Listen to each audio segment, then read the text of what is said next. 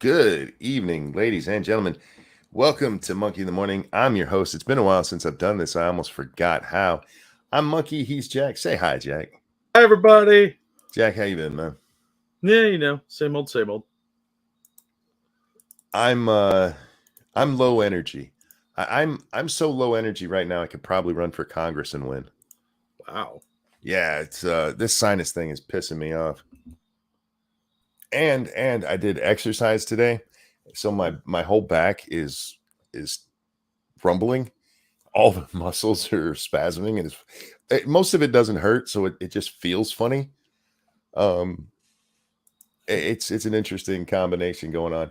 So I could run for Congress and get the press to stand up for me because I'm crippled. Oh, yeah. Well, that makes sense. Yeah. Yeah, You could appoint your daughter as your caretaker so she could vote for you. indeed. Bring the whole family on board, get the Chinese involved, and I'll get rich. Yeah. Yeah. Get a Chinese driver. Yeah, something like that. Anyway, yeah, guys, how are you? Hope you're well. Missed you. Sorry about that, but oh man, seriously, just low energy, Jack. But I enjoy the show.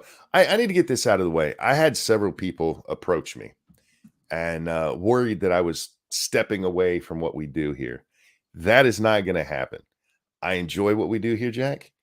But thanks to people like my friend Jack here, I've started giving myself a little bit of a break when I need it. So if you miss me when I'm gone, blame Jack. It's his fault. Technically, that is true. That is absolutely true because there's several nights where it's like I don't even think I can do this, and Jack's well, don't. I'm like, nope, got to do it. So if you miss me when I'm gone, it's absolutely Jack's fault. And my friend, I should say, I thank you for that. Yeah. Well, you push yourself too hard sometimes. I've been a couple of times where when we close the show out, you sound like you're going to die. There's several times we've closed the show out. I felt like I was going to die, so I guess it's on brand. But I actually feel, I'm happy again. We had the birthday celebration for my wife this weekend. It went really well, and got to see the kids. Just my daughter didn't come up, but we're going to see them next week. So yeah, I'm in good spirits, and as I always say, guys, I'll take good spirits over a healthy body every day. My doctor disagrees with me on that. Yeah, that's what a bunch of alcoholics say too. I'll Speaking of take some alcoholics, spirits over health. I did a deep pull on the Jack Daniels over there right before the show, so we'll see how that turns out. Nice. By the way, it is Captain Pork Sword's birthday. Pork Sword, this one's for you, and a 1 and a 2. Happy birthday to you. Happy birthday to you. Happy birthday, dear Pork Sword. Captain Pork Sword. Happy birthday to you. Happy birthday, sir. How did you become a captain? Were you like a private in the Navy, and they're like, Mr. Pork Sword, we've promoted you? No, you just bought a boat. Oh, okay, that'll do it too. But happy birthday. I hope you have a good one, really too. Plus, I really do like your name. So, Jack, he was banging some chick, and she said, "Oh, Captain, my Captain." Oh, Captain, my Captain. Oh, God. Now you're making me think of that movie. You're welcome. I like that movie. It's not the greatest movie, but as I've mentioned before, it's got sentimental value to me. That movie came out very close to the time my brother killed himself. And if you know the story of that movie, it's not Good Will Hunting. What's the name of it? Shit. Dead Poet Society. Thank you. Dead Poet Society. You might get wise, like, oh yeah, that was a timely movie in my world, Jack. That's a bit horrifying. A little bit, but yeah, I still like the movie. And Robin Williams was so underused in that movie. Yeah, it was a departure, and I think the studios were a little gun shy about putting him in a more serious role because he hadn't really done many of those. They let him. This is something a lot of directors did at that time with Robin Williams in a movie. You see it in New Jack City. No. Good Morning Vietnam. What the hell is my brain doing to me right now? I don't know. Something or other. In Good Morning Vietnam, you see it. You actually see it in Aladdin, where they let him basically do his stand-up routine as part of the movie. Because when he's up there giving the lessons to the kids, a lot of it comes straight from his stand-up act instead of like No, dude, we had lines we wrote for you. Could you please read these? Keeper Dam, thank you so much. I just sang happy birthday for Lady Monkey. May I post the link? Absolutely, absolutely. And I'll do my best to remember to send it to her. And thank you for the donation. But yeah, I like Robin Williams, and he was actually a decent actor. But so many directors were just like, do your act.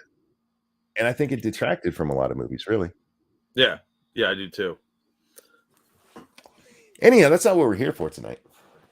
I was telling you just before the show that there's this little old man annoying the shit out of me on Twitter, and I probably shouldn't have said what I said to him because it was just petty. But he's standing up for Elizabeth Warren, and one, that woman's a fucking retard. So you don't ingratiate yourself to me by going, Miss Warren is right. The other day, Elizabeth Warren puts up this post telling us all about how the IRS is basically going to undermine all of the different tax services out there, Jack. Oh. This is an Obama promise from way back in 2008. Like, we're gonna simplify the tax code, which they've been saying that for 50 years. There's a different take on it, though. Hold that thought. Oh, great. But that was his thing. We're going to simplify the tax code so that people don't have to go to H&R Block. That's my best Obama. Sorry, guys. You mean he's going to do a flat tax where everybody pays the same percentage no matter what? what? Nah, bro. Nah. Oh, my bad. And my question at the time was like, do you realize how many people you're going to put out of work? There's people, Jack, I don't know about where you live, but here, there's an H&R Block that opens up every year at the beginning of the year. It's only open for a few months, and a lot of people use that to supplement their income through the year. Mm-hmm. They go work for them for 4 months, and then they go back home and putting all those people out of work. Well, what Warren is talking about is the IRS is actually, instead of simplifying the code, which would be the smart thing to do, the IRS is going to make its own, basically, their own H&R Block that you use. What? Yeah, it's going to be all automated, though. So it's not going to be like you actually talk to anybody. Oh, that's not going to fuck up royally a bunch of times. An automated e-filing system. There's already an e-filing system, but this one's going to help you actually do your taxes. So they're doing like one of those tax prep software things.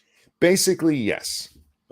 Oh, and she even states in her post, that we got all these people who pay to get their taxes done, and that shouldn't happen. So again, just putting tax preparers out of business. Which, if you want to do that, Liz, hear me out. Simplify the fucking tax code. You'd put them out of business that way. But why are you so happy to be putting people out of business? Because she's evil. She's reclaiming the stolen land. What really annoyed me about it is she said this: a free tax service from the IRS. And I'm like, oh, wait, free? How much is this free service going to cost?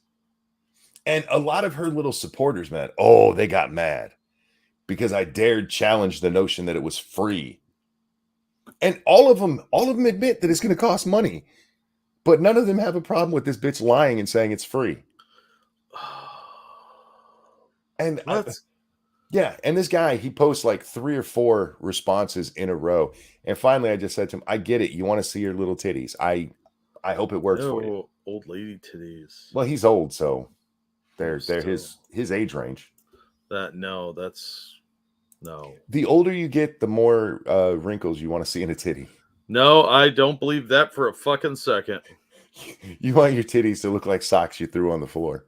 Well, they're going to drag on the floor at some point. I mean, yeah, so it was rude of me to say what I said to him, and it was unproductive, and I don't apologize at all because you're standing up for a woman who lied, and instead of just saying, yeah, she lied about it being free,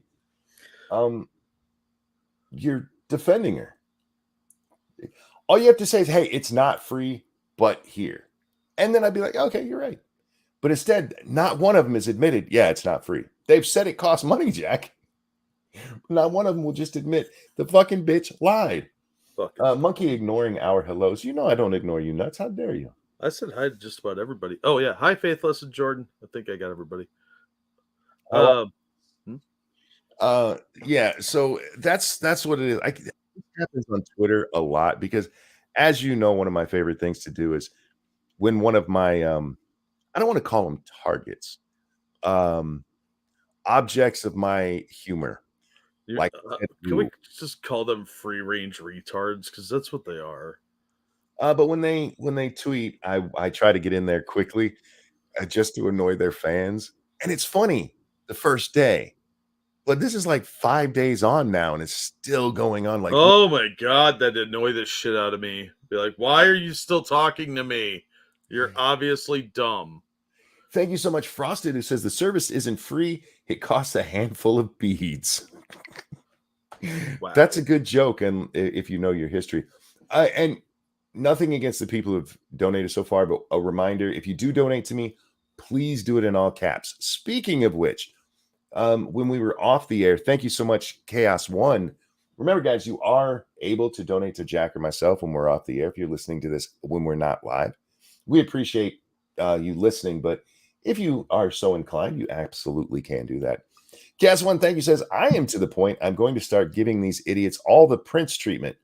The platform formerly known as Twitter, the actor formerly known as Ellen, the monkey formerly known for making videos. Thank you, Chaos. Real quick. Thank you, Travis Gardner. It's the 104th birthday of the Communist Don't. Party USA. Pour one out for the dead commies. Yeah, I'm out a lot of lighter fluid. Thanks, though.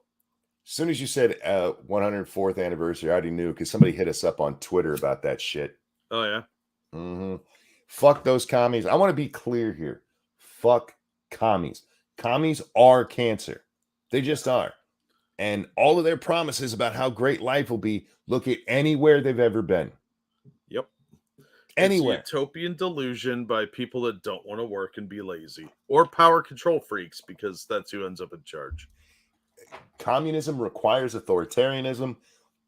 They hate when I say that, but show me where anybody's going to put up with communism without being forced to deal with that shit. Yeah. Look, some people just want to get in a line. And the bread Yeah. line, at least you get bread at the end. At least you got the bread. They would love the line ride from that one episode of South Park. Yeah, exactly. Oh, I like to starve. They have these ideas because, look, communists will flat out lie to them about how great it's going to be. And remember, it's never been tried correctly. It can't be tried correctly because It it's doesn't work. garbage. It's a failed system. It is. It's designed to fail from the beginning. It absolutely ignores human nature. And that's why you need the authoritarianism in it. Because you're telling people who are doing the hardest work, hey, suck it up. Just because that lazy fuck next to you is not doing as much, he deserves as much as you do. Because he just deserves it because he was born. By the way, neither of you are getting very much. You might get a pickle at the end of a month, just so you remember what flavor is. Anyway, fuck commies.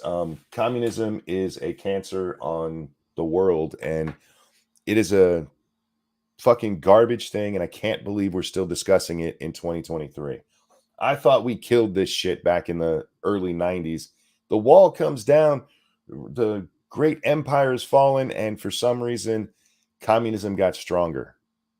Because it became subversive and it went underground. That it slowly infiltrated like a festering wound getting infected. It just slowly took over. And to that point, I mean, it's been here in the United States, like I said, 104 years, right? This goes back to what, 1918, 1919? The Communist Party USA? This is before the World Wars. Well, I mean, we're coming to the end of the first, but before the Second World War, where communism actually has its big day, is going into your 30s, going into the 40s. The rise of all the bullshit around the world. Yeah. And while Nazism was defeated and rightfully called the evil that it was, a lot of people are still hesitant to call communism evil. It just is. It's one of the things, I'm not the biggest Reagan fan. I don't hate the guy. I think he gave great speeches. But the one thing I will give this guy is he was not afraid to just come out and say communists suck. Fuck communism. We need somebody like that again. We don't have anybody like that right now on either side. And we'll get to that kind of with the video we're going to watch tonight, Jack, with MSNBC telling us how the world has become so polarized in the U.S. Well, the country's become so polarized. It's because the Republicans were pouncing again.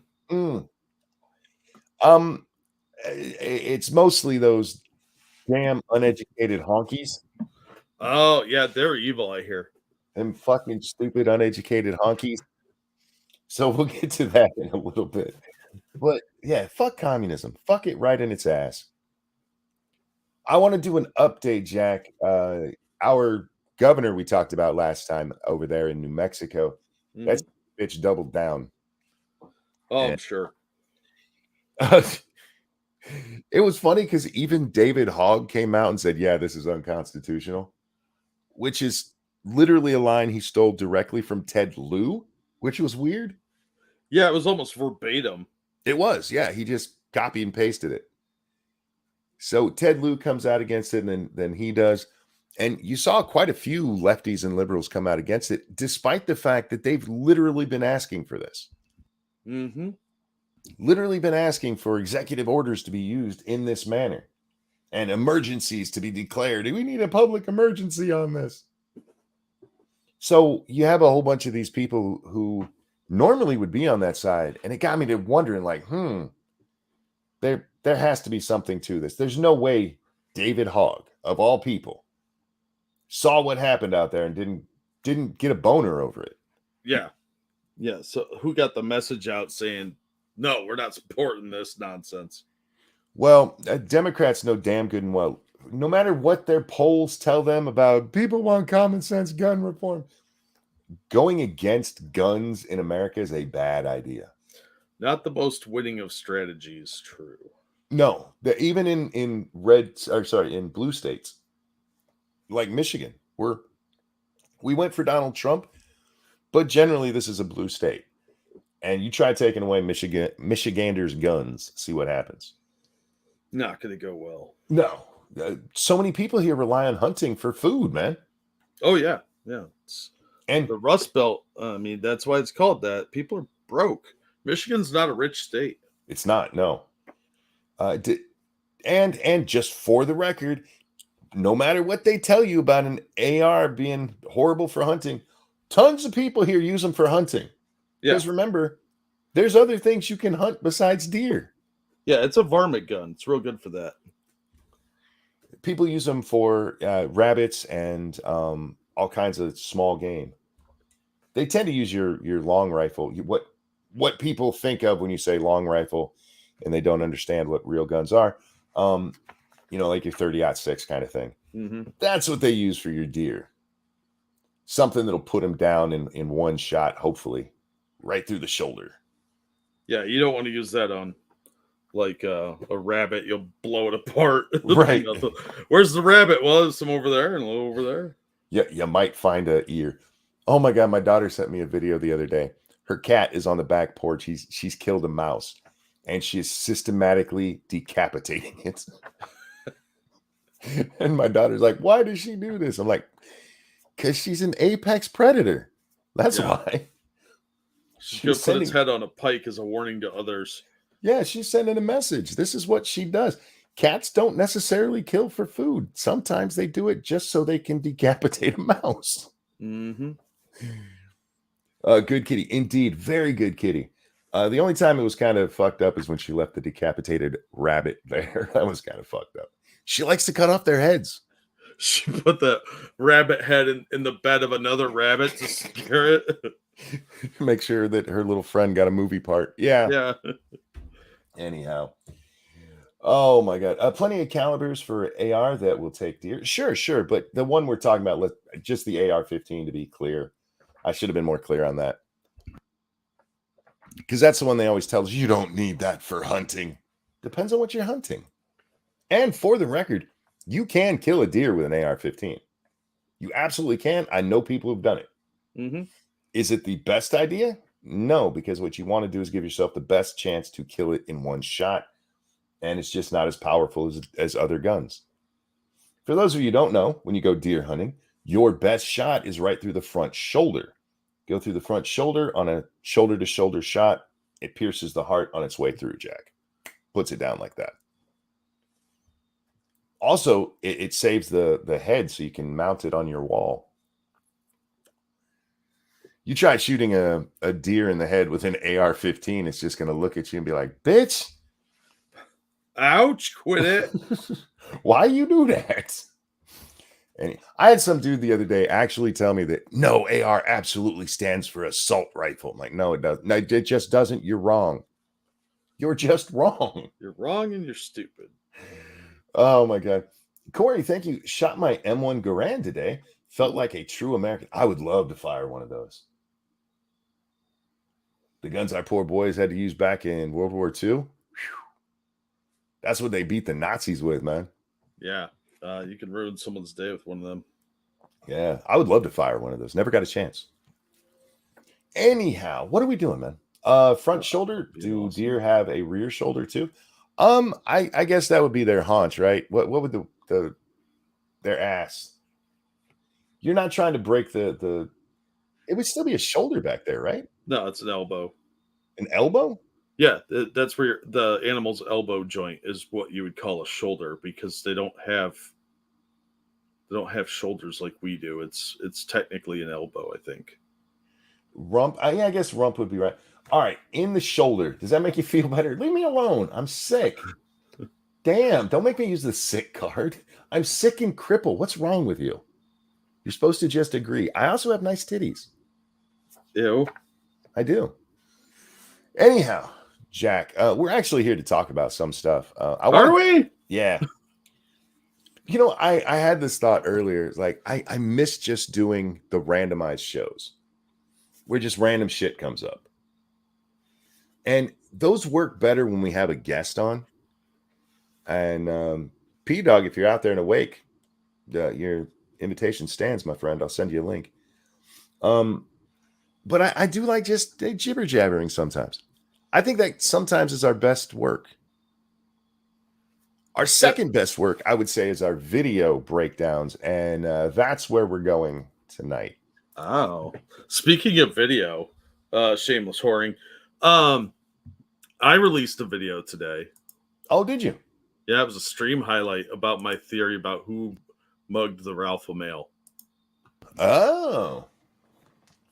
How's it doing on views right now? What am I at on that? Let me look. Throw the link in chat. Let's see. It's 140. Nice. Very nice. Yeah, throw the links in chats. Guys, make sure you check that out. Now, for this video, it's not real important that the video quality, but we are on my crappy internet, so it's gonna be a slideshow most likely, and yeah, that's okay. I also need to warn you that the gentleman who starts talking about charts, he spends the whole first chart saying the wrong words, which is kind of funny. He eventually realizes it and corrects it, but you might be watching it and be like, am I looking at the wrong thing? I don't know what happened, Jack. I somehow got not subscribed, that's the wrong word. Started following Morning Joe on Twitter. And I just haven't stopped because it's been such a fun source of humor for me. Like the other day, Joe Scarborough tweeted out that it's important that we fight the disinformation, especially coming up on an election campaign. And I just went, oh, that's right. You got to tell the people what to think. Well, yeah, I mean, that's his job, isn't it? That's what his wife said. But several of his fanboys didn't understand what I was talking about. Oh, my God. Seriously? Yeah, so I got to send them the video, which is one of my favorite videos. For those of you who don't know, yeah, you know what, Jack? I might be able to find where I sent that. Because that's funny to me, and we haven't watched it in a while. Yeah, we haven't seen that one in a long time. Yeah, Joe Scarborough, for those of you who don't know, a dead woman was once found in his office. He was not there, of course. He totally didn't bang her. Totally didn't. Totally didn't. He totally didn't kill her either. He left Certainly didn't. Congress. He left Congress real quick after that. It was just coincidental. Coincidental that he was leaving at that point. Yeah, well, you Um, don't want to owe the Clinton oh, cleanup team any more than necessary. right. You know what? It should be in my history not that long ago. I just got to scroll through all of the pitch meetings I've watched. Nice. I've watched a lot of pitch meetings, man. I wasn't lying, but god damn, I've watched a ton of this shit. Oh, before we get to the rest of this, let's have a sideline discussion while I'm looking at this, Jack. Have you Okay. seen the stuff about Danny Masterson, Yes. The the rapist. our rapist friend, Danny Masterson? He got convicted of rape back in May, and they just sentenced him to, what was it, 30 years in prison? Yeah. For 2 Now, rapes. 2 rapes, yes.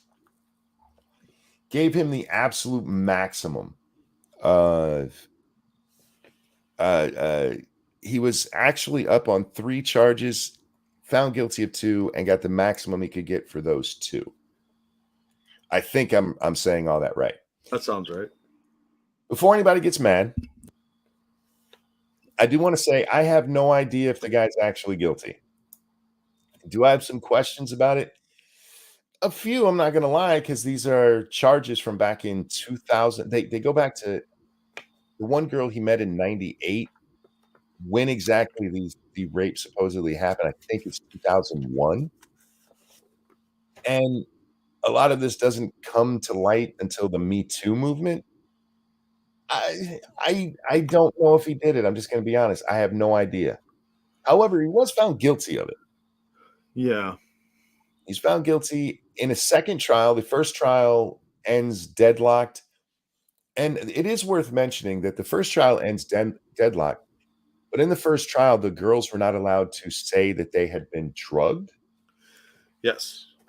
They could say that they had taken a drink from him, but they weren't allowed to say that they'd been drugged. In the second trial, they were absolutely allowed to say that they were drugged. And that does seem to be a little, how do I put this? Suspect, I guess. That's what turned, and then the jury comes back. The first one, yeah, we are so far apart. There's nothing we can do on this mistrial. Second one, what did it take him? I think 5 hours. Yeah, it was only like 5 hours. Real quick. And so it's weird, but the part that's worth discussing is Danny Masterson's friend or family reached out to several of his friends and asked them to write letters on his behalf about what a good person he is for the sentencing. Mm-hmm. Remember, this is for the sentencing. This is not for the conviction. So he's already been found guilty. And Ashton Kutcher, um, bruh, he writes a letter that includes calling Danny Masterson a good role model. And a mentor or something like that. The mentor part, I don't have a problem with. It can mean acting, but a good role model. You could say, look, I never saw anything like this in him. But to come out and call him a good role model after he's been convicted of rape. Did you watch the hostage video him and Mila Kunis made? I did. Oh my God. I was like, blink twice if you need help. Jesus Christ. So, it was just meant for the judge to see. Please stop hating us. Yeah, so Mia, what's her name? Mia Kunis. I have trouble pronouncing her name, sorry. Yeah, no. She also wrote one where she said that he was like a big brother to her. A big rapey brother. Big rapey. Hey, look, I mean, it's not incestuous rape, so she was safe. Yeah, that's true. And they both write these letters, and it comes out that they write these letters. So they did an apology video. Like, we're sorry. We're so sorry that we, apologized for this rapist. And the part that jumped out to me, if it had been just for the trial, I would be okay with what they said. But when it's in the sentencing phase, then it takes on a whole different meaning. Yeah, I think somewhere along the line there was a disconnect about what this was actually for.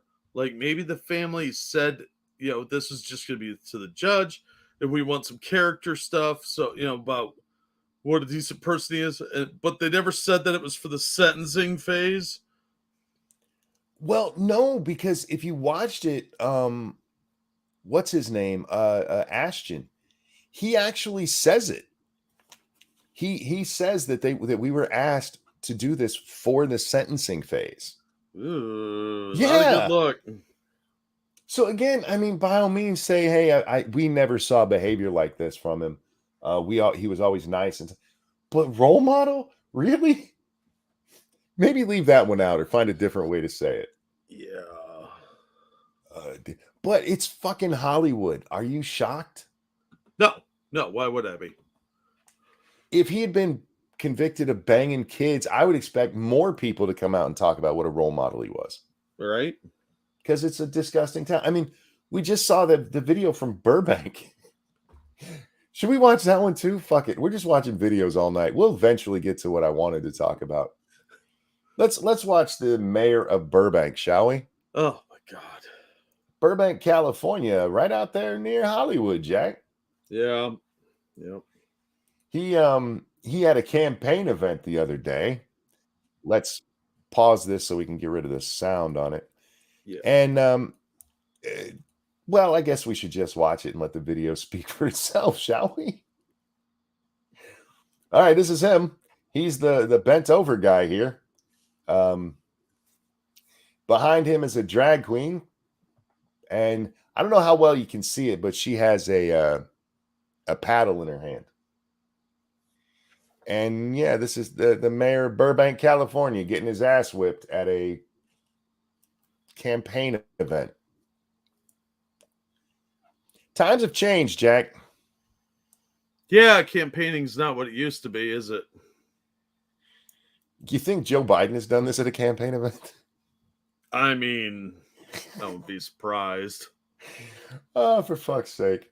Yeah, what the fuck? That's why I said, if it was even more degeneracy, I would expect more people coming out being like, yes, you're our guy. You know what says this will probably help him in an election? Well, especially where he's at, yeah. Yeah, because California is a fucking weird place, man. Mm-mm. No, Jack. San Francisco, they're going to take care of their problems. I don't know if you saw this. They have hired a PR firm to make. Yeah, that'll help. Dress it up quick, a little bit. Evolved Potato, thank you so very much. I'm just wondering because I saw Razorfist say there wasn't evidence, but do you know anything about that? Was this just a he said, she said thing? Because I wouldn't be surprised either way with the whole Me Too shit now. Okay. I just want to be clear here. I am not really schooled in this. All right. Do everybody got that from me? This is not something I can speak about deeply. Yes, it's a he said, she said. This is these girls coming out. The one chick said that she called the police when in 2004. She claims the rape happened in 2003. She called the police, and the police chief said to her, "You really fucked yourself now." And so you're gonna get the Scientologists all over you. There's no evidence that happened. They've made statements in the past, and they were questioned about it, and they were like, I don't remember saying that.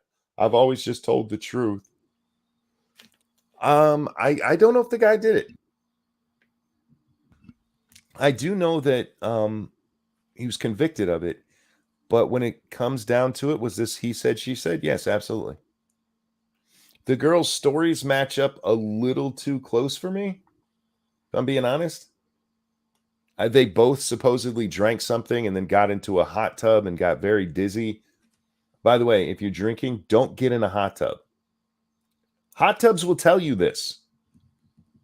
It doesn't even need to be something spiked in your drink. raising your body temperature like that when you're drinking, really bad idea. An exceptionally bad idea. Yeah, you might wake up with a D-grade celebrity's wiener in you. So, their stories just match up a little too closely to each other. I really don't know. I can't say one way or the other. It's Hollywood. Would I be surprised one of these guys is a rapist? No. It is kind of weird to me that all of it happened way back in 2003, and then he just, I guess, got too big to rape anymore. That's kind of weird, isn't it? Maybe he just paid hookers to do it now, like high-end ones. They say that there were other victims, but their charges were either found to be not credible, or sorry, not credible. Couldn't be substantiated, or the statute of limitations had kicked in. So we're talking many years ago. But again, all of it's he said, she said. And it should be noted they're all, suing personally as well. The one chick took a $400,000 settlement and an NDA from Scientology. Yeah. I just don't know. Yeah, I don't trust when Scientology gets involved, because a lot of people seem to get really quiet once they start getting involved. True. They've got a reputation for harassing people, stalking them, spying on them, digging up dirt on people to try and get them to stop. That's the story. Don't sue me, because I don't really give a fuck. It should be noted during this trial, Scientology was basically put on trial too. Yeah. That a lot of that stuff comes up, and it is known about Scientology. Did it happen here? I don't know. The one chick, her ex-boyfriend had raped her too, and the Scientology told her not to talk about that. So she gets raped by this guy, and they tell her not to talk about that. I'm like, it's a little E. Jean Carroll there for me. Yeah. But if it's true, that's pretty fucked up. Yeah. And for the record, only one of these, if I remember correctly, is forcible rape. That's not to diminish anything, but just to be clear, all of the other ones are they woke up with a penis in them. Yeah, which is, since there's not going to be as much trauma to the vaginal region or anal, depending on where, it's going to be a lot harder in court. The one that really stuck out to me is this one chick said she told him, okay, I don't want to have sex with you, but then they end up in bed. And then later she realizes he's humping her, and she's like, oh my God, I told you we shouldn't do this. And that's what her oh my God, I told you we shouldn't do this. Like that, you're being raped and that was your thought?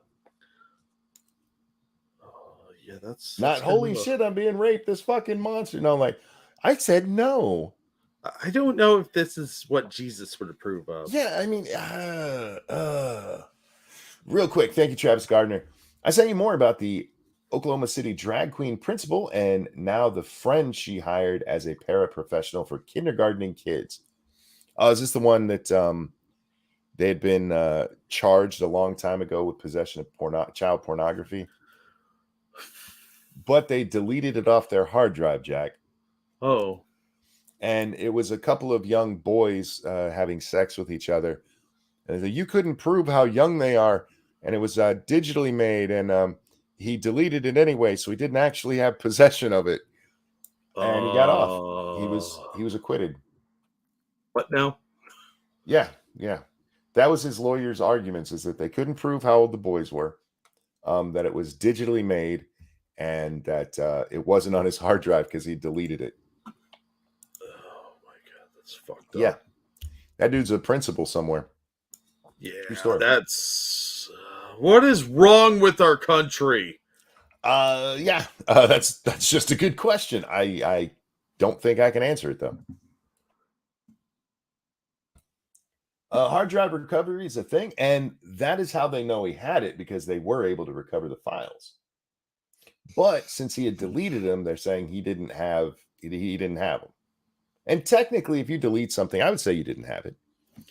But you did have it. Yeah, you did at one point. So good enough for me. Prison. Yeah, I mean, just because you didn't have it at that moment doesn't mean you didn't have it ever. JB, thank you so much. Wood Chipper goes, brr. Lots and and statute of limitations. Look up Clark Fredericks. Fredericks. Sorry, guys. Again, if you guys could please, it's not offensive. Please do it in all caps. I am having so much trouble. 2 more days, Jack.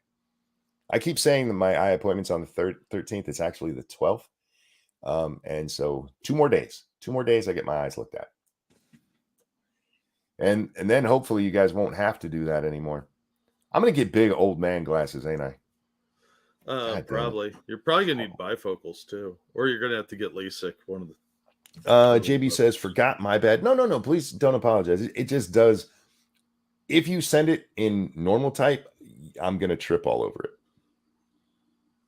Watch what you guys do it in all caps. He's gonna trip on that too. I still do. It's just easier. Danger says, "Have you not got to the eye or eye check? Have you not got your eye check?" Again, I made the appointment. It's just I haven't had the appointment yet, so it's not like you can just get in immediately.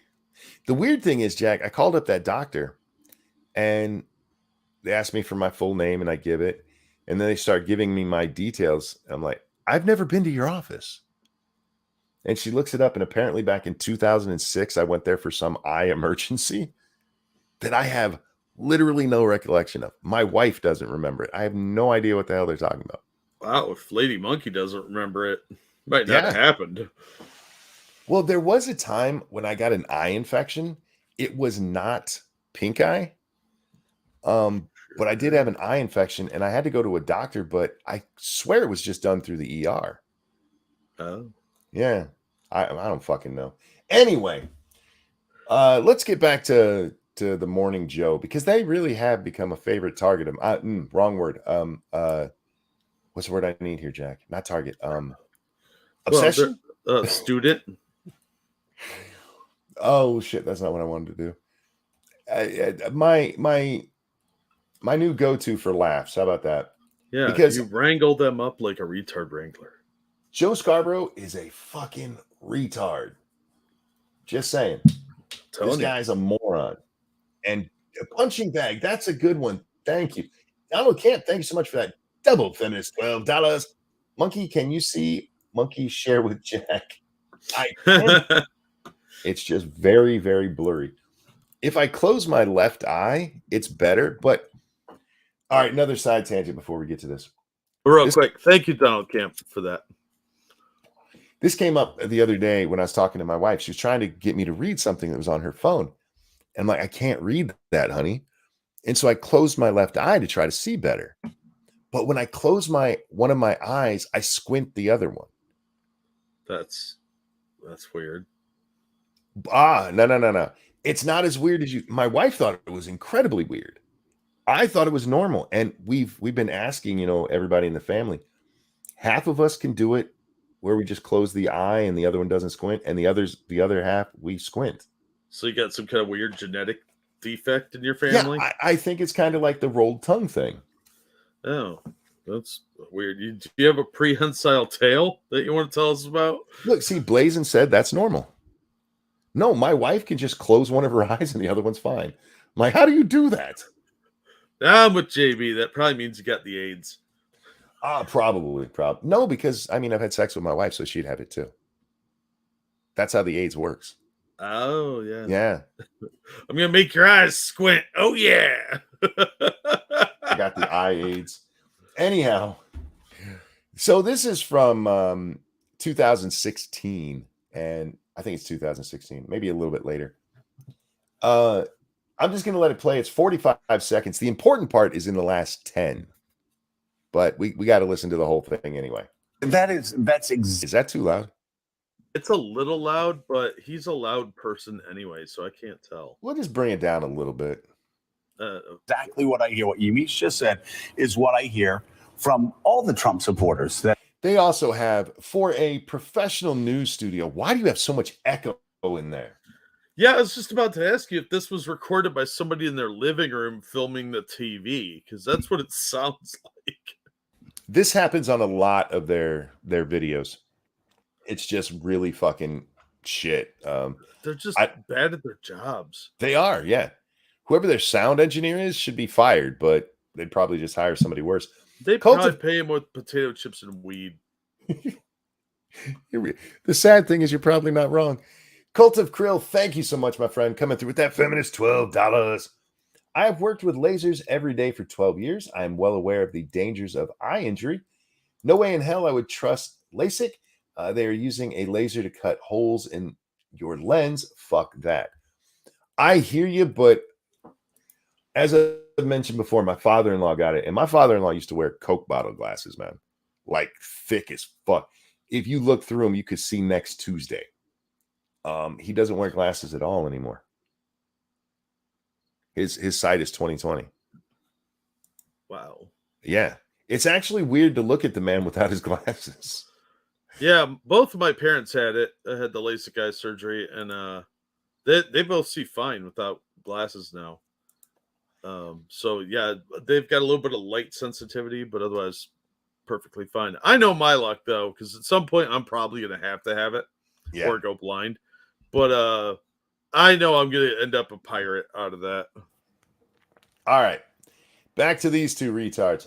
For those of you who don't know, this is Mika on the left, and that is Joe on the right. They're the Morning Joe. He's the one that there was a dead woman found in his office, and he quit Congress not long after that. But he totally had nothing to do with her death. Totally. And I'm saying that, Jack, without sarcasm. He did not kill that woman. Depends on what your definition of is. Depends on what your definition of murder is. And for the record, there's no evidence that he did that, but I'm not convinced. Here we go. I'm allowed to have an opinion. Let's listen to the murderer and his wife. That I talked to who were Trump voters and are still Trump supporters. They go, yeah, you guys are going crazy. He's doing, what are you so surprised about? He's doing exactly what he said he's going to do. Which is true about Trump. He did most of what he said he was going to do. That's just true. He still did some things I don't agree with. I mean, the hit we took to the national debt with all the deficit spending is unforgivable, but still. And I'm sorry, there's no reason to be going over this video like this. We just want to get to what this idiot says at the end. So I'm going to shut up now. Well, and I think that the dangerous, edges here are that he's trying to undermine the media, trying to make up. How dare you undermine? I thought I'd shut up. How dare you undermine the media? Oh, the precious media. They're sacred, so holy and sacred. The sacred media. How dare you question them, despite the fact they get shit wrong constantly? You're not allowed to do that. And they don't apologize. Up his own facts, and it could be that while unemployment and the economy worsens, he could have undermined the messaging so much that he can actually control exactly what people think, and that is our job. Yeah, that's what we wanted to get to. It might be that he can control what people think, and that is our job. Control what people think, Jack. Control. That's her word, not mine. Now, she did come out and go, I didn't mean it that way. Oh, I know you didn't mean to say it. I know you didn't mean to say it. You said the quiet part out loud. Absolutely. That's what we call a Freudian slip, sweetheart. But listen to what she's talking about there. For those of you who don't remember, very early on, they were like, oh my God, the economy's going to fail. Trump's coming in. And it never happened. And she right there, like, while the unemployment goes up. Unemployment didn't go up, bitch. What are you talking about? This is literally her lying, trying to control what you think. Well, that's our job. He's trying to do our job by undermining us. So those are the kind of people we're dealing with when we look at the Morning Joe. Just so you know. Why do we allow these people to live? Because we're not allowed to just kill people, man. Miko will never live that one down. She shouldn't live that one down. And frankly, if you look at what happens, the entirety of the press should be held to what she said because we see it constantly. Yep. We saw it with the Russia. We saw it with all the COVID bullshit. We saw it with what they tried to do to DeSantis with he said, don't say gay. They're all fucking liars. Every fucking one of them. Trying to control what you think. It's probably, of all the stuff I've done on this show, Jack, if I've helped make people hate the media and the bullshit more, that's what I'm most proud of. As you should be. Because the media is garbage. And one of the reasons I want to watch this video tonight, Jack, is because we've talked a lot about propaganda. And you want to talk propaganda. Holy shit.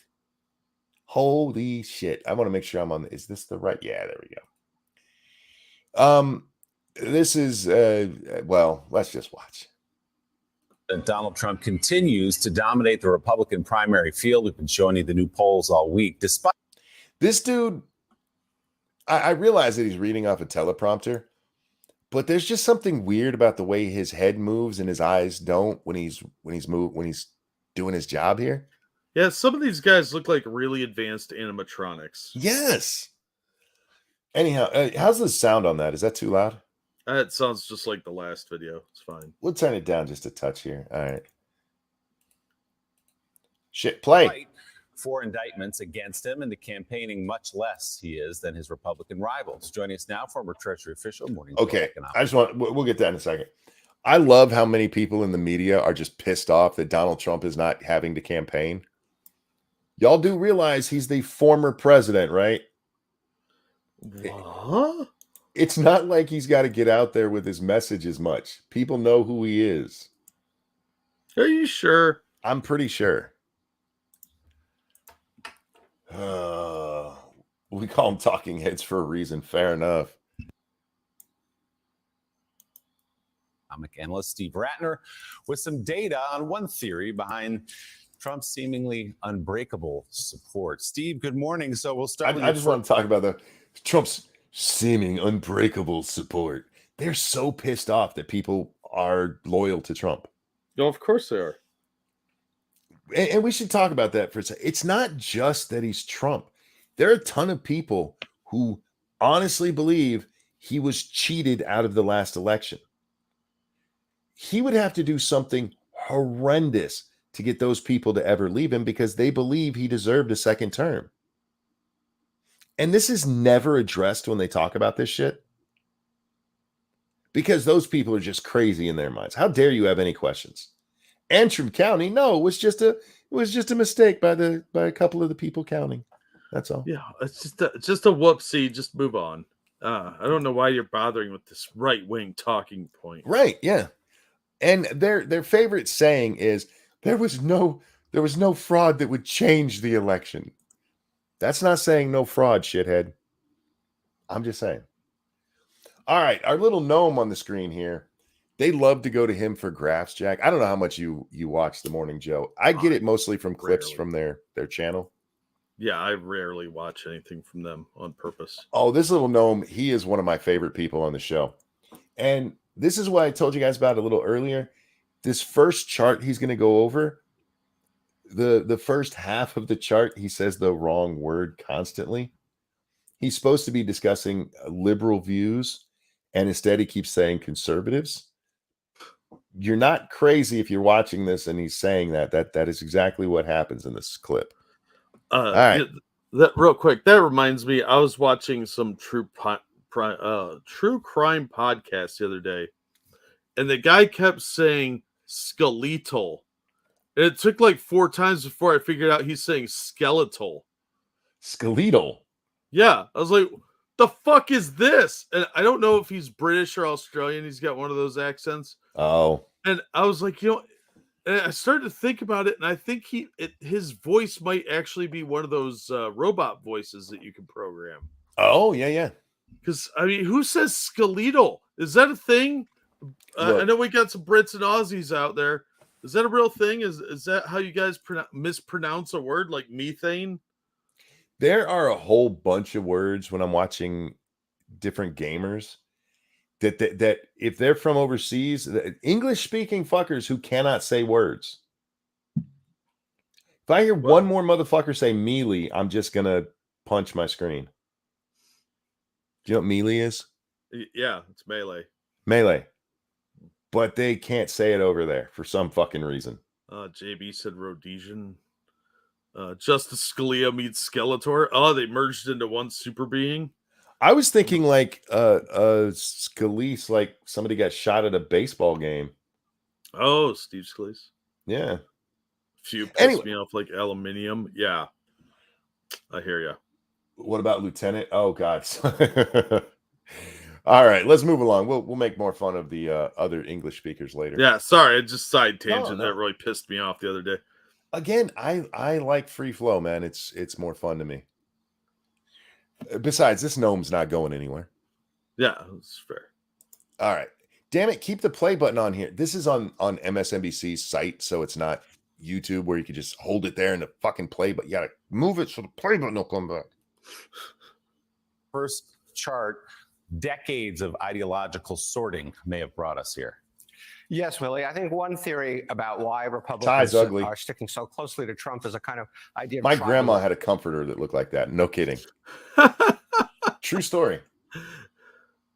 All right. And the Wall Street Journal had an interesting analysis of this the other day. And so let's take a look at what's been happening among party members in the various parties over the last. All right, just for the record, the black line is Democrats, the red line is conservatives, the middle line there, I think it's like a dark blue. That is the total. That's the total of the two sides. Does he have like food in his mouth or something? Why is he talking? No, this is how he sounds, man. Yeah, sure. I've got half a sandwich in my mouth. I'm telling you, man, I fucking love this dude. The voices in the wall. Thank you so much for becoming a member. Hello, Monk. I'm glad you are taking time for yourself. You do so much for us. Happy birthday, Miss Monkey. That's very kind of you. Thank you so very much. I don't like taking time off. I really don't. Ask Jack. It gives me anxiety. Yeah, well, I mean, we all miss it when we're not here. Because let's face it, we do this pretty much every day. Yeah. And it becomes kind of part of your routine. It's not just that. This really is therapeutic for me. Yeah, it's cathartic. I mean, we get a bitch and moan and get our vent our frustrations. Yeah, it's cheaper than therapy, which I probably need. Did I miss Lady Monkey's birthday? Yes. It was this past weekend. Well, I guess technically some people are still on that weekend, but yeah, she had a birthday. All right. So liberals are the black line. Democrats are the black. Republicans are the red line. Now, if you're watching your screen right now, I have to do this for you because it is really hard to see. This says it starts at 1970, 80, 90. No, this one's 90. It has 95. 2000 is right here, 2005, 2010. Each tick is 5 years starting at 1975, I guess. It's really hard to see because their video sucks. They did a very bad job. But just so you guys know, that is the time frame. Now, the one I want you guys to pay attention to is right here. This is 2010, 2015, and 2020. Those ones are important if you look at this line right here that spikes up, and we'll talk about it in just a second. Let's let Gnome Boy talk for a minute. Several decades, because this is actually a long run phenomenon. But if you go back to the late 1970s, you can see that only about 30% of Republicans identified themselves as conservative, and almost 20% of Democrats identified themselves as conservative. And then he just got those entirely wrong.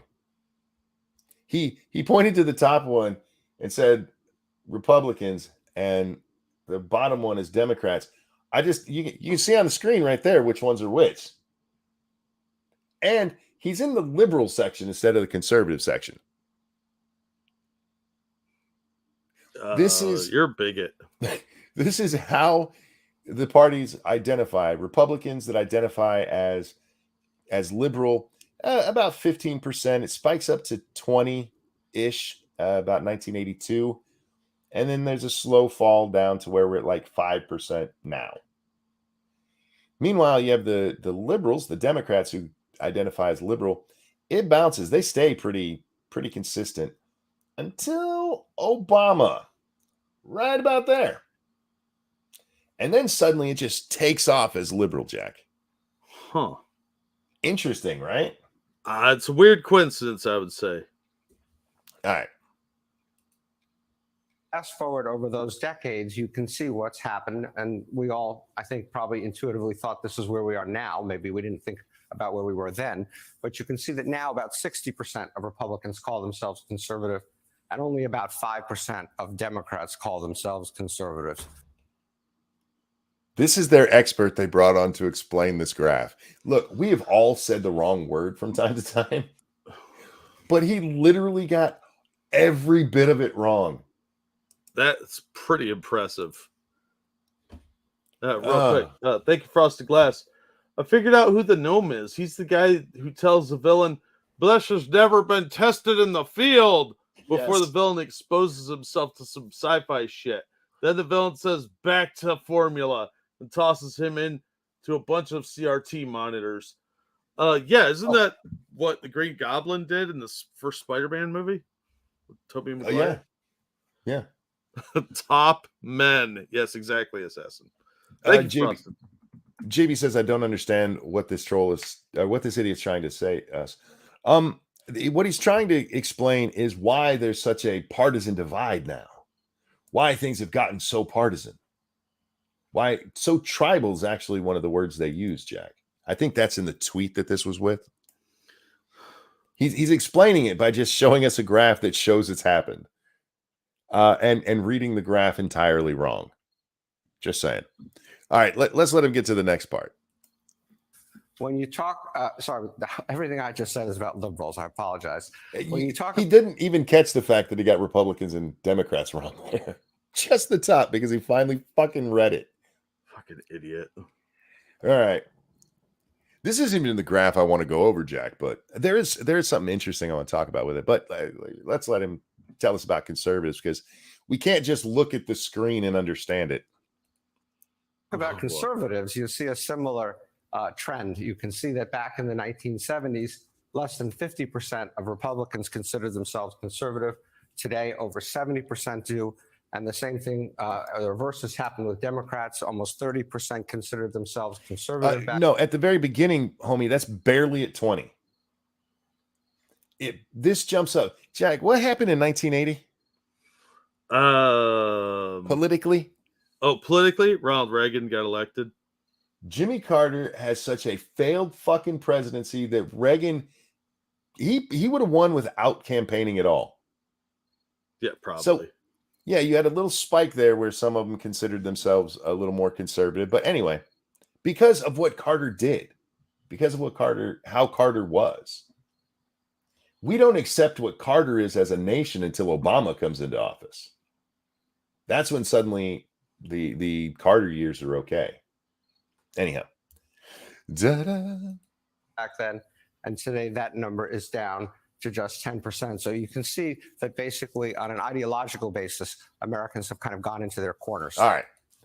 We're going to stop there just to look at the charts. Now, I think the rise in conservatives, conservative Republicans, has a lot to do, and if you look at it, the trend is kind of bouncy. It's right here, which that's about 1992-ish.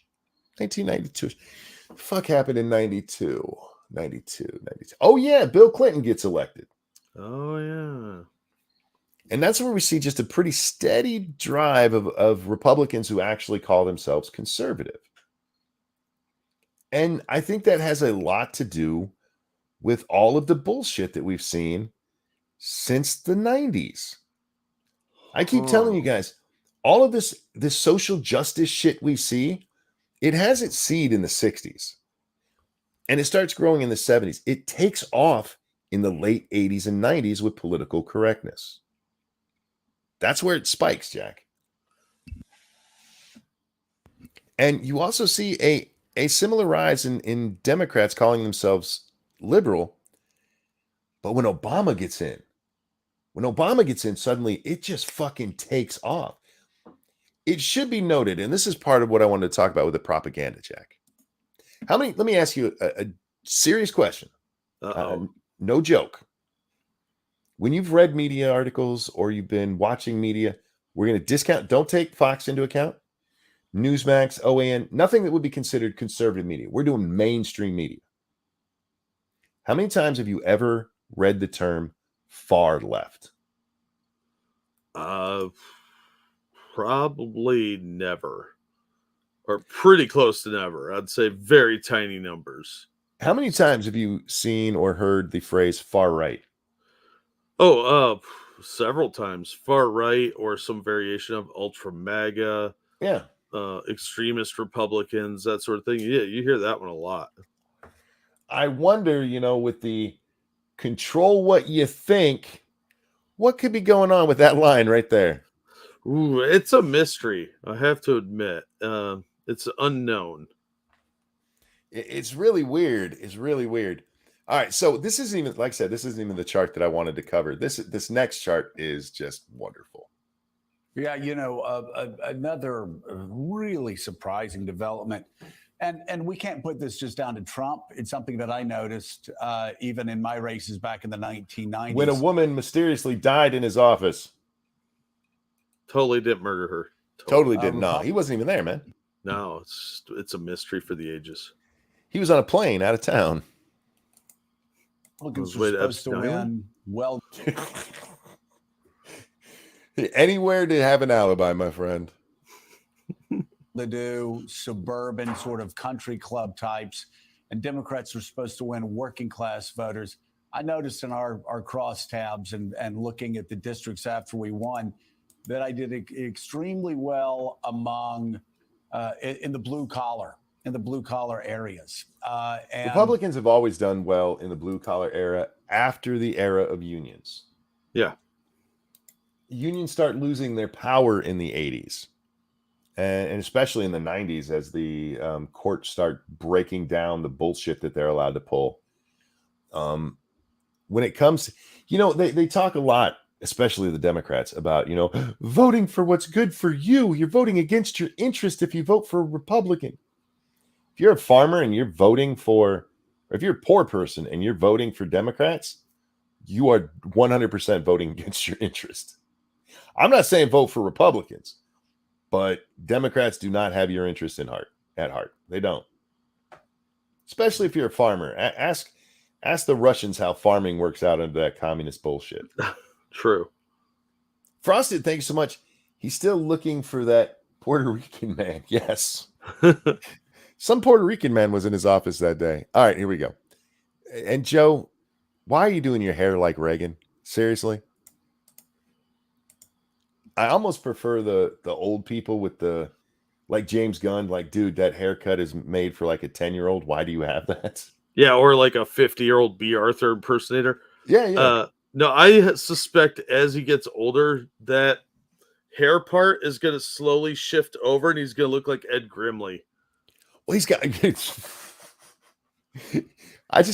the big hair bump that Reagan used to have. Yeah. I don't know I'm why. telling you, it's going to shift to the center. And next thing you know, he'll be like, "Oh my God, Mika, we have to go to commercial. I must say." Only funny that Martin Short ever did. I'm telling you. FB says Democrats don't have anyone's best interest at heart. Oh no, sir. No, you are wrong. They have their own. I promise you. Especially if you're talking about the politicians. All right, here we go. What we're seeing now is a continuation of that sorting pretty dramatically now, where Republicans are still making gains among working class voters, but they're losing an awful lot of suburban voters. And the break. Suburban women, be honest, Joe. Down seems to come, Steve, more than race, more than income, more than anything, on education. Comes down to education, Jack. See, I told you, them dumb honkies. They're voting for Trump. You dumb, uneducated honkies. Why are you voting for Trump? Yeah. You're just too stupid to see how you're supposed to think. Ugh. If only you weren't so stupid, Republicans. Jack, can you think of a reason why college-educated people might lean more towards, I don't know, Mao? Because they went to college? Yeah, there you go. It's what they're taught. Anyhow, this is why from way back when, Jack, going back to when we were in our early 20s, I've been preaching against the notion of everybody going to college. And I've said from the beginning, and I wish I was on the air way back then, so I had proof of this. This was all to indoctrinate people. That is what forcing everybody to go to college was for. Mm-hmm. It had nothing to do with actually educating people. It was to tell them what to think. Not how to think, what to think. I know somebody who just entered college, Jack, a male going to Michigan State, and they have to take a course on knowing that rape is bad. What? A true story. It is a mandatory. You have to take a class about how rape is bad. Wow. Yeah. Okay. That's Yes, what colleges are doing right now.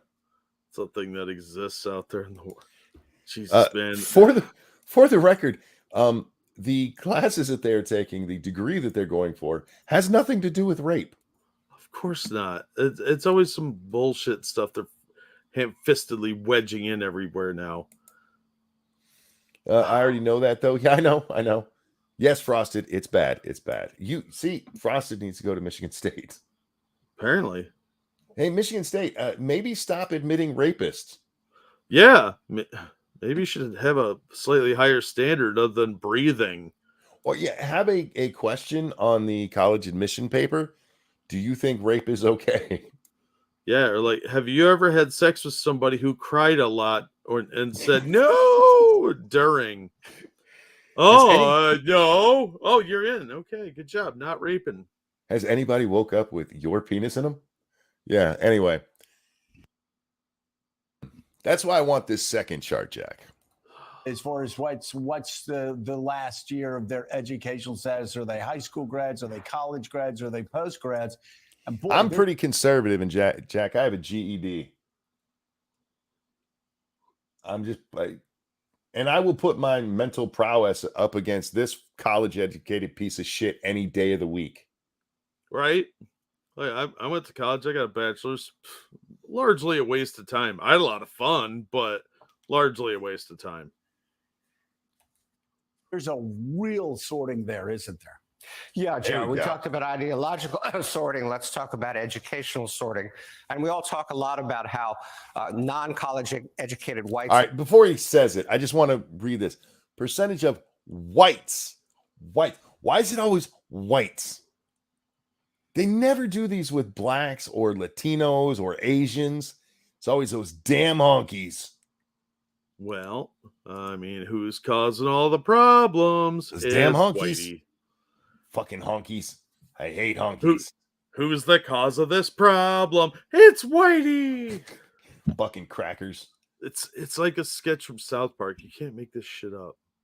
Not even good crackers, just the saltines, man. Yeah, the extra salty, bad for your kidneys and bad Yeah. for society. Only good in chili, if we're being honest. Right. And even then, there's better crackers for it. All right. Have moved toward Trump. There's some truth. There's a lot of truth to that, but there's actually a longer run phenomenon here.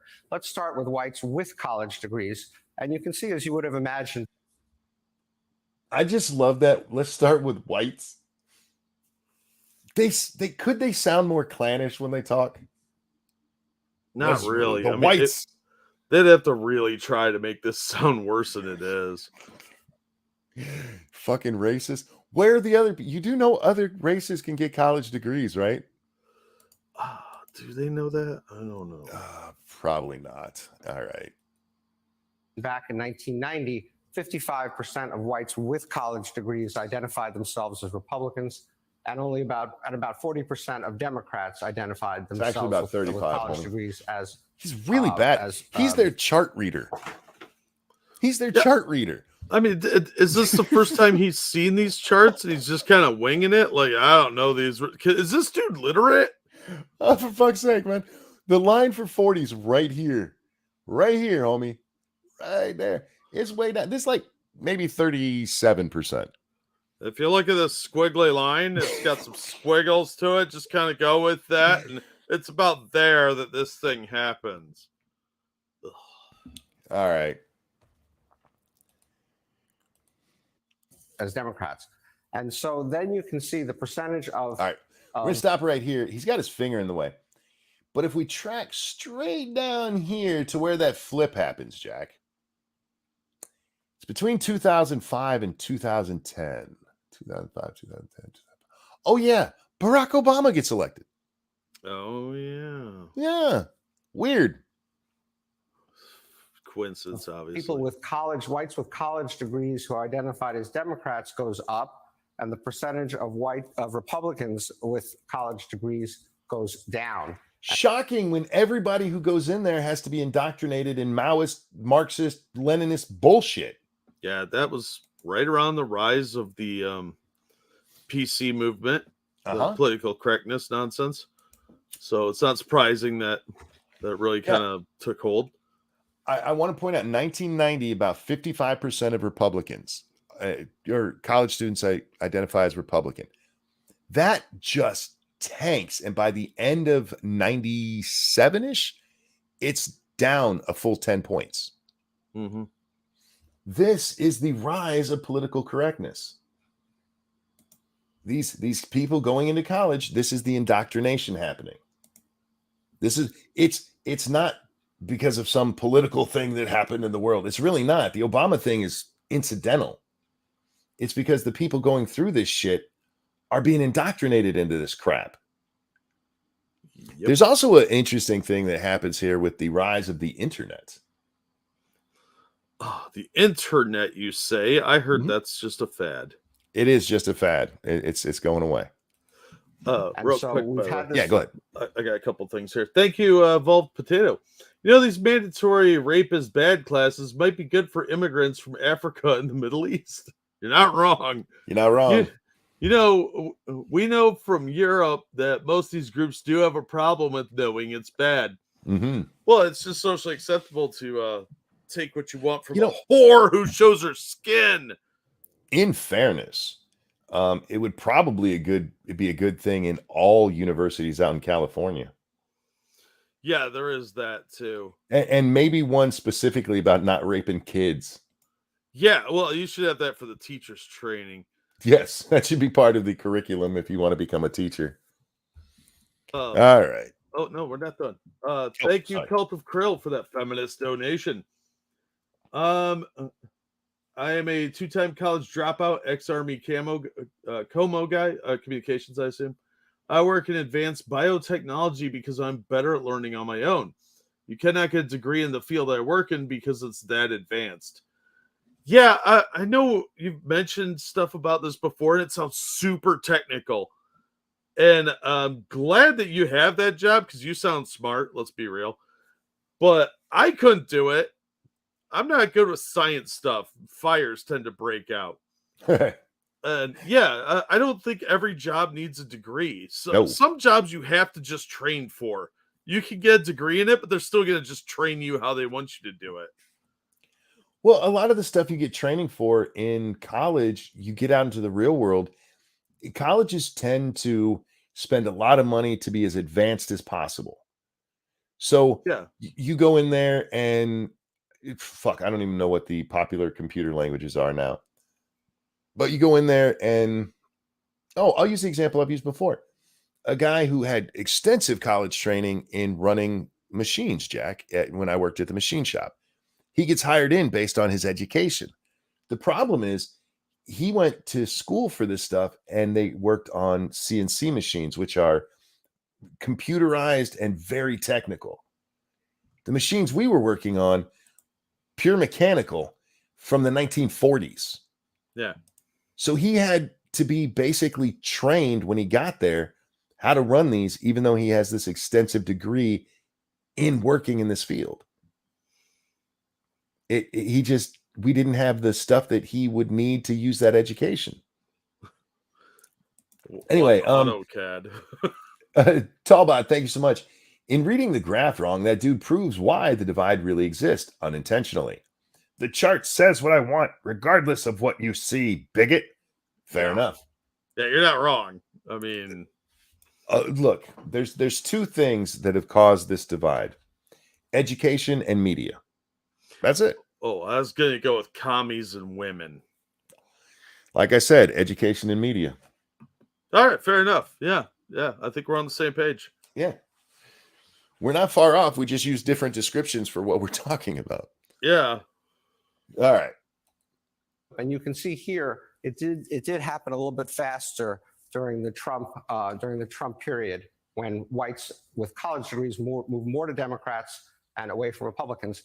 And then you can see that if you look at whites without college degrees, the so-called working class whites that we talk The so-called working class whites. I love that shit. Hey, it's not you guys out there with jobs. Fuck you. You don't actually have those jobs. You're just you're sucking off the teat of the government. What the fuck is this guy? The so-called. He didn't say that about the college. He didn't say the so-called college educated. What a dick. Could these guys show more disdain for common people? Or white people? This is why they're referred to as the elite. The elite, because they think they're better than you. They really do. Oh, no, they know it. And if you don't agree with them and you do have a college education, they're still better than you because you don't agree with them. That's just how it is. Real quick, over on the Streamlabs, thank you again, Cult of Krill, with that feminist $12.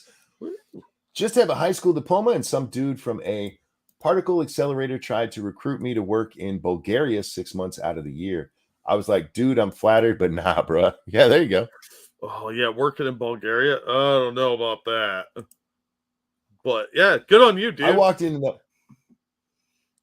that machine shop with no machine experience, none. The closest I came was helping dad with stuff. And within 2 years, I was a supervisor there. A lot of what you learn on the job if you just pay attention. That's how jobs used to work. And frankly, even with a college degree, that's how most of them still fucking work. Yeah. Yeah, you're going to have somebody that's basically a mentor apprenticeship type leader for you, who's going to show you what to do, and they're going to show you the ropes of how they want it done to their specifications. And that's it. Like, your degree means nothing. That's just, I jumped through hoops. Yeah, the piece of paper.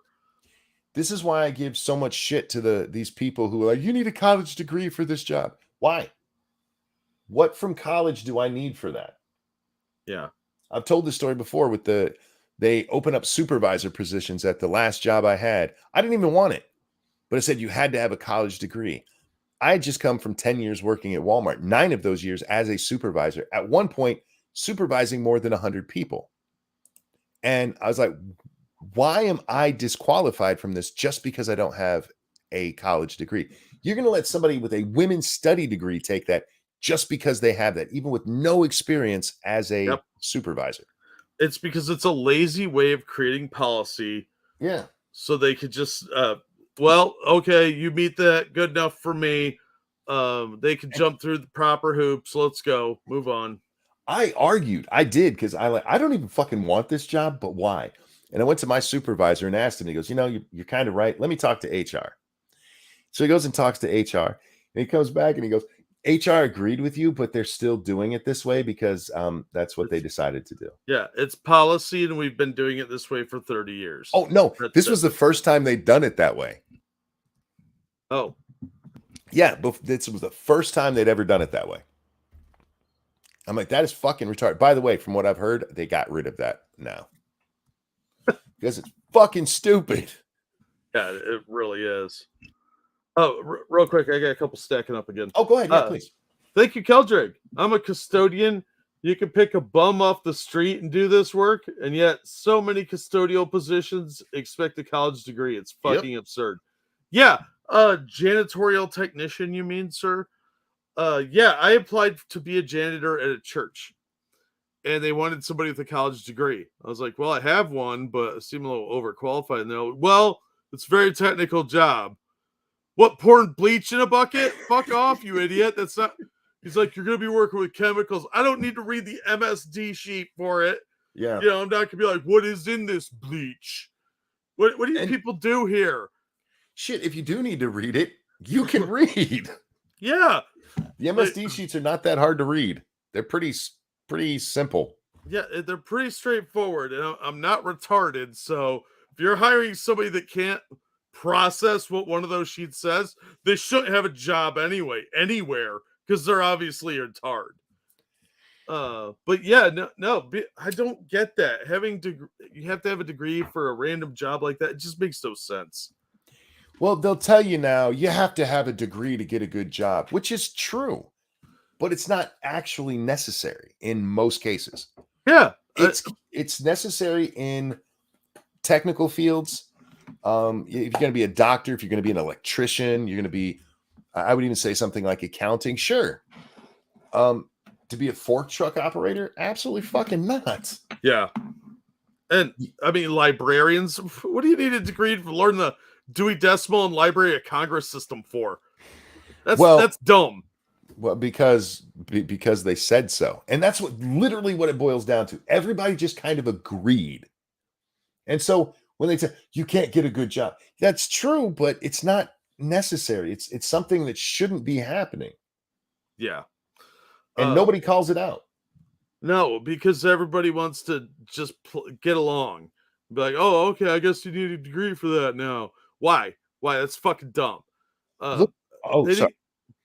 They didn't used to need it for teaching even. You could just be a teacher because you had to have decent communication skills, and the rest was in a book. Do you remember not long ago there was a school system that opened it up so that veterans who had certain qualifications, even though no college, they were going to let them become teachers, and the teachers unions lost their fucking minds. These are guys who did like teaching in the military. I don't know if you guys know this, but the military has teachers. They take somebody who's been doing good work and they're like, hey, you want to teach this? That's how they do it. They don't go, hey, do you have a college degree so you can teach this? And the fucking teachers unions lost their mind because they were going to go old school. It's how it used to be done. Yeah. But you're not indoctrinated into their bullshit that way. Okay, I still got 3 here. Thank go you, ahead, Travis Gardner. I have a degree, fix washing machines and fridges, make more of the most of my college friends. Yeah, you probably do, because what you do is a lot more important than what they're doing. True story. Let's face it, most degrees that people get are fucking worthless. My degree is worthless. Everything I learned in college, I could have learned on my own. Like how to give a speech, how to format research papers, how to grade. How to grade's fucking easy. They actually spent an entire week showing us how to work the overhead projectors. There were people in class not getting it. I'm like, are you guys? What's wrong with you people? It's that stupid. They have an entire class on how to use technology for the classroom, overhead projectors, maps, that sort of shit. And it also teaches you how to do grading. Grading was the only useful thing in there, and it took a day. Did they teach you how to pull down the little maps that are on the shades? Yes, they did. Wow. Assassin says, I trained thousands of soldiers. Yeah, my dad did. My dad trained thousands of sailors. He was an instructor at the firefighting school. Yeah. No college. This is why I respect blue collar workers way more than I respect most like office workers. Sure, yeah. Because you're actually doing hard work. Yeah, maybe the person at the office has a degree, but first of all, what's it in? And second, what do they do all day? Because I guarantee you most of what they're doing is completely useless, whereas somebody repairing something actually added to society. And the janitors keeping everything sanitary. So I have way more respect for your guys' jobs than I do 90% of the people I meet every day. I know you say you got 2 more, but let me get this in real quick. Okay. Nuts, thanks so much for dropping the links there. Guys, we are brought to you by you. Hit the like button. Please, share with your friends, family, that chick you hate. I'm trying to be more family friendly, Jack. It's fucking hard. And if you can, it's very fucking hard. Please consider donating to Jack or myself at the Streamlabs link in your chat. It's also in the description if you're over on Rumble. Please we enjoy that you do that. Indeed. Anyway, go ahead. You had two more. Yeah. Thank you, Dixie Rose, for the double feminist donation. When I was beginning RN, my associate degree, but had to train BSNs how to do stuff on the floor. They were taught management skills. Yeah, that's another problem too, is you've got people that are supposed to be your boss and don't know how to do your job, or at least don't even have a working comprehension of what it is you do. You shouldn't have to teach them how to do that stuff. Shroom says, I don't want to even count how many people I trained to work on the greatest jet ever, the F-15 Eagle. He did that on purpose. You know, he did that just to rile me up, right? Yes. The F-14, my friend. The F-14. How dare you? Go ahead. Thank you, Cult of Krill, for that feminist donation. One of the first jobs I had in biotech was doing some work in a machine shop, was working on a press behind a machine that was working a 1-inch bar of steel. It was inserted wrong and shot through the roof. If it shot out, it would have killed me. Yeah, that's what I refer to as brown trouser time. It's acceptable in that situation to shit your pants. Absolutely. No one should ever be able to judge you for a near-death experience. Yeah, in those machines, you have that kind of what I worked on, Jack. These bars, ours were they 12 foot long, and they'd go all the way up to 1.5 inches. That's a big ass bar. I don't know if you've ever seen one. Yeah. Those ones you had to have two people load because they were just so heavy. And they're going hundreds, sometimes thousands of RPM. And if they break just right, we had one do that. It shot into the ceiling and it was like a missile. Wow. Nope, F that noise. Oh, and thank you, Travis Gardner. Friend of mine from high school has a PhD in sociology and teaches fat and disability studies at NYU. Oh my God. Fat studies? Fat and disability studies. As a disabled person, I'm okay with that. But fat studies, I'm not okay with that, even as a fat person. Yeah, at least like disability studies, there's stuff you can actually learn, like physiology and. I feel like we should have a Fat History Month. What, you want to spend like a week on Fatty Arbuckle?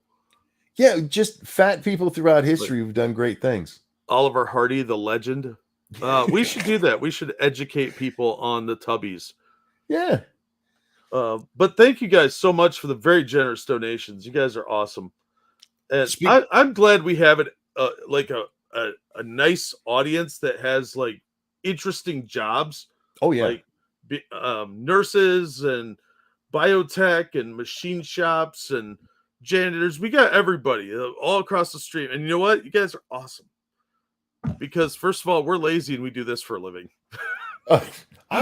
Look, I am lazy, but I do this for a living because I'm crippled. All right.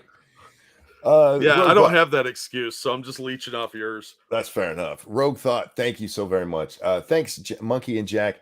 The propaganda is so obvious, it's insulting. I think more people are opening their eyes every day, hopefully before this takeover is complete. I still have some faith in the American spirit, Jack. It's hard. It's hard. We've talked many times about the pendulum and when the pendulum might finally swing back. I don't know if it's ever going to swing back to a position that I would find acceptable. But we have finally started to see a lot more people stand up and go, no.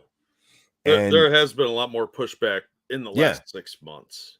And part of that is the nonsense that they pulled with kids.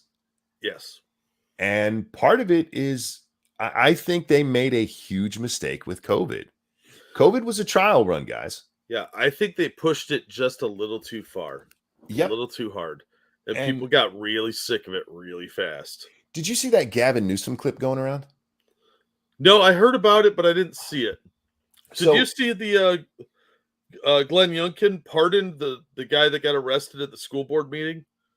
I didn't, but good. Yeah, it took him long enough, fucker. But the Gavin Newsom clip, he's asked, okay, people are saying about you. I forget who it's that fucking Weasley guy from, I think, NBC. he looks like the guy from the TYT, but he's not. I always forget his name. Anyway, he asked him in a very, very kind way, how come you wouldn't let people go to churches, but you found a way to let Hollywood work? Yeah. And Newsom completely dodges the question. And so he tries to redirect it. Like, no, people want to know why you would let Hollywood go out there and work, but it wasn't okay for people to go to church. And again, he just fucking dodges the question. It's a perfectly legitimate question. And that's the kind of shit that is blowing up in their faces because everybody can see it now. They should have been able to see it then because you had all of these politicians who told you how horrible it was. AOC actually tweeting out about how horrible Florida was for not having lockdowns. And then where'd that bitch go on vacation, Jack? Florida. Out there without a mask on. Yep, like a hypocrite. Gavin Newsom himself filmed at a party during the COVID lockdowns with dozens of people. Didn't have any mask on, sitting there with them all really close. They made a major mistake, I think, and I think hopefully this will wake up even more people. Again, that doesn't mean COVID wasn't a problem at all, but they oversold it, and it was a trial run for the global warming bullshit you're seeing right now. Joe Biden went up there today and said, global warming is a bigger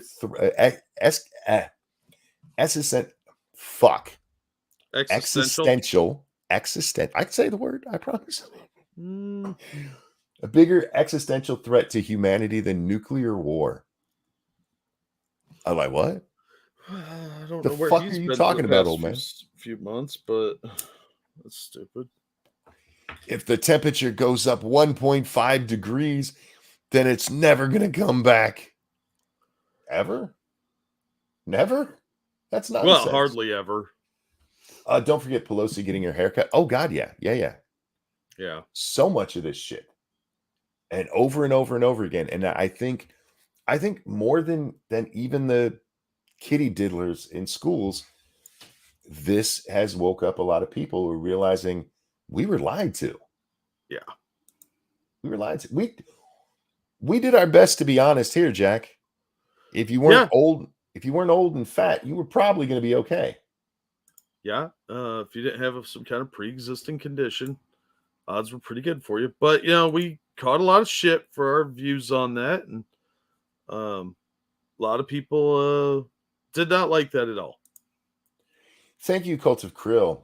That's another feminist $12. Appreciate it, my friend. College education means nothing to me. I have worked and do work with several PhDs, with the exception of one of them. They're all borderline retarded outside of their field of study. Yeah. Yeah, that's most PhDs I've met too. And even then, some of them have like really weird social skill problems. I don't know if you've ever noticed that, but a lot of PhD people are just super awkward. I think it depends on what field of study, because now we actually have PhDs in women's studies, which is fucking hilarious. But that's like getting a PhD in popular culture. It is. It's exactly what it is. But even if you're talking about something like a doctor, you have to put so much study into that one thing. Yeah. And it's a continued thing too. Like if you become an electrician or an engineer, the technology changes. You have to stay up on it constantly. So I don't necessarily blame them for that. Now, if we're talking about in a social science or in like pop culture, their PhDs, I don't recognize those as actual degrees. I'm sorry. Yeah, that's not a real degree. It's like Dr. Jill Biden. You're not a doctor. You're a PhD. Calm down. Yes, I know you went to school a long time. Yeah, exactly. Nobody cares. Took the words right out of my mouth. If you're not going to do CPR and save somebody's life on an airplane, I don't really give a fuck, okay? I want a real doctor, not like, well, I have a philosophy PhD. Shut up. Sit down. Great. You read a lot of stuff that is meaningless, honestly. Sorry, not psychs, psych majors too. Most of you guys are fucking worthless. But philosophy, really? Really? Oh no, we have all these different theories of how the world just sucks. Yeah, it's like getting like sociology, communications, pop culture, and philosophy. What are you gonna do with that? Like you can teach it. That's it. That's all you could ever really do with those. I mean, maybe you get a job on like a movie Look, set or be a speaker for something. But if I, you I have a hard time seeing the growth potential there. You get a PhD in like bioengineering or Mhm. astrophysics, you could get a job with that. But I just don't get it. you get a PhD in philosophy, all you can do is make other people nihilists. Yeah, That's all it's for. yeah, I'm gonna make people sad. Yeah, I could do, I do prove that that for free nothing every time matters. I stream. Okay, let's finish with this doofus as he tells us about the so-called working class. He kind of sounds like he's gonna pee himself at any minute too. And Oh why does god, his hand look so tiny? why does he got bedhead? I Okay, just assume somebody dressed him. Somebody in chat said he's the janitor, and they put a suit on him because the real guy got sick. all right. talk a lot about, they were actually surprisingly evenly divided between the two parties until about 6 or 7 or 8 years ago. And then you started to have this shift that we've all talked so much about, where whites without college degrees moved into the Republican Party and out of the Democratic Party. All right. Now, if we pay attention to the line for the Republicans on this, it's still pretty steady from where it was. Yeah. It starts at about 45% and it's at 45%. They haven't changed. The ones who went for Trump, that hasn't changed. The change has been with the blue folk, with the dumbasses who watch MSNBC and get fed bullshit propaganda that I get to laugh at on Twitter. Yeah. Well, you can see people that are just in the cult because they just repeat the same things, regardless of any evidence presented. They never read the evidence; they just parrot what they've heard. And once again, if we look at the number, it's right about here, which is about 2007, 2008, where it starts to go on that decline. And this is really where we see the press start showing their true colors, Jack. Yeah. This is the Obama years where if you questioned Obama on anything, even if you questioned other Democrats on it for years, you were a racist. You just didn't like the black man in the office. No, I just hate his ideology. It's as dumb as it was from the previous people. It's as dumb as it was from Carter. Yeah. So what we really see there is the influence in those two charts of the media and colleges. That's what we see. Mm-hmm. But they don't bring that up. No. Joe Scarborough, yeah, when I was running, I know that's way too deep for him. When I was running, I noticed that people from working class backgrounds started voting for me, and suburbanites, they didn't like me because I killed a woman. Well, and like Assassin pointed out, they never mentioned NAFTA on there. Oh no, that moved a lot of people to the right too. Yes, that's especially near the end of Clinton. That's where we really start seeing the effects of NAFTA kick in.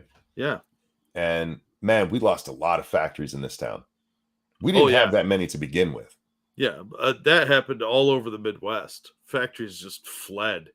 Yeah, more than half of the businesses here left and went to Mexico because that's why you're the buckle of the Rust Belt. Yep. Shroom says the press started going full libtard, dying during the Clinton years. I hear you. They were clearly in his camp, but I mean, they still covered the Lewinsky thing, right? They still, anytime that there was a blow up, they would at least cover it. When Obama comes in, all they do is cover for him. There's this sea change that happens where Obama can do no wrong, literally no wrong. I think it was mask off time. Yes. They just stopped the pretense of fairness. And then when Trump comes in, oh God, they're like, okay, the mask's not only off, we're going full tard on this shit. Yeah. And they did. They went full tard and they haven't stopped since. And that's what we see there.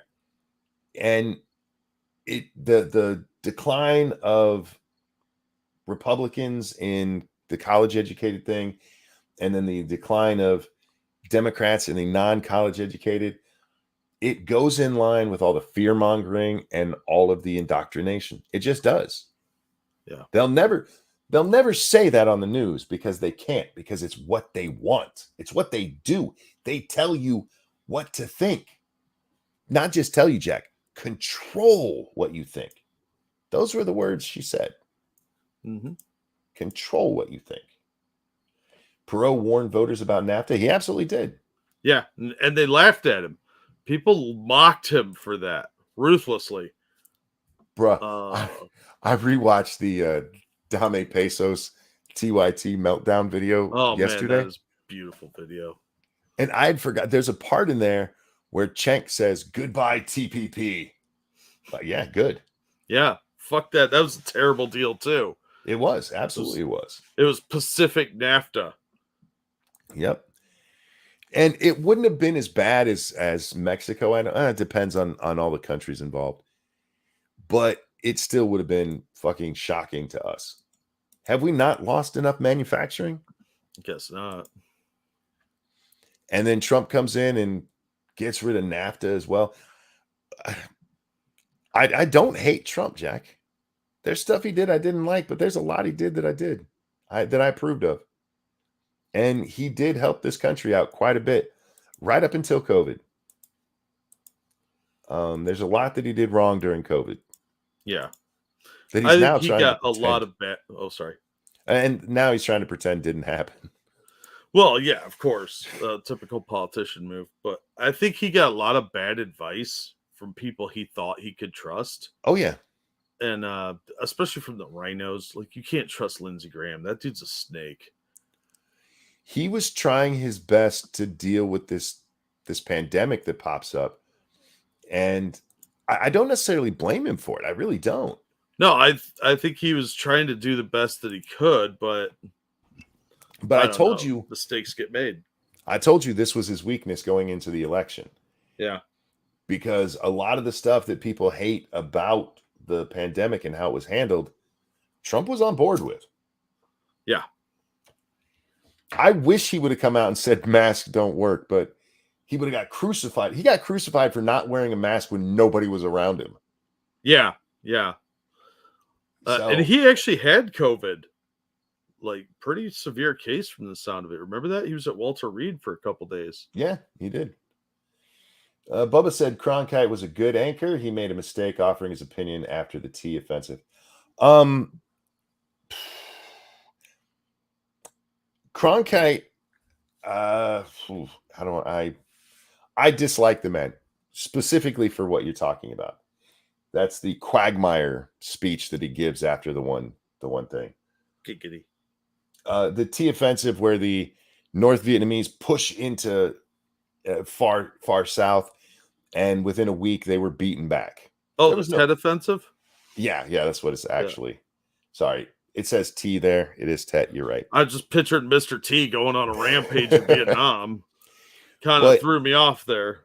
The only quagmire there was we didn't have the political will to win the war. That's it. If you're talking about militarily, we kicked the ever-living shit out of the North Vietnamese. Yeah, our problem was too many government officials telling the military how to do their jobs. Yep. Like, go get this hill. Okay, fall back from that. Now go get it again. Casualties were 20-1. We lost 20-1? Really? That makes no sense. But we didn't have the political will to do, because this starts the this is the beginning, and Korea, I guess, more was the start, and Vietnam just continues it, of not going in to win a war. We were just there to stop them from advancing. No. If you're going to do that, you need to go full bore. Yeah. And you can even be like, okay, this is still your country afterwards. We did that with Germany. I mean, we broke it apart and kind of let the Russians have half of it. But when you're done, you're like, all right, you guys can reform and everything. Stay the fuck out of the South, or we're going to do this to you again. And that was the problem. We weren't there to beat the North Koreans or the North Vietnamese. We were there to stop them from beating the South. And when we pulled out of Vietnam, about 1 million Southern Vietnamese folks were just murdered. Yeah. That's what happened. It's like Afghanistan. I mean, whoops. Yeah. So anyway, anybody who tells you we lost Vietnam, no, we didn't. We quit. And that's different. Yeah, our politicians were fucking assholes. Yep. And let a bunch of our people die. I have so much hatred for our government for how that was handled. Yeah. Well, the So vets much did hatred. too. They had total contempt because they got spit on when they come back too. Yep. It was disgusting. You can't blame the soldiers for the politicians' constant changing of direction and incoherent planning. Yep. They'd have let the military do their job. They'd have won both of those wars easy. And unfortunately, they got a lot of people killed. They made, if we shouldn't have been there, we shouldn't have been there. But once we were committed, do the fucking job. Let them do their fucking job. And their job is to win wars, Jack. Yep. Kill people, break things. Yep. And that is the start of the new policy of not winning wars. And it was all political. And fuck Walter Cronkite for his bullshit with that. Fuck that man. I hope he is burning in hell and that there's something really, really large shoved up his ass. Oh, that burns. What are you trying to tell us, Monkey? Do you have a feeling on this or not? I fucking hate that man. And I fuck him. I sense non-committal. I need to be a little bit more specific on what I think. Yeah, you got to really get in there with the details on how you feel. Got a good movie out of it, Rambo: First Blood. We did. Fair. The bad part is, man, there's a lot of missing in action over there that never came home, and we'll never know what happened to them. Yeah. The Vietnamese have turned over remains in the last 20 years or so, but I don't think they know where a lot of bodies are. No. I think they have an idea of a lot of them. A lot of those guys that were fighting are dead. They live in a third world country. Well, I mean, when you have your prisoners and okay, we're out of food, we're not going to starve the soldiers. Yeah, well, that's true.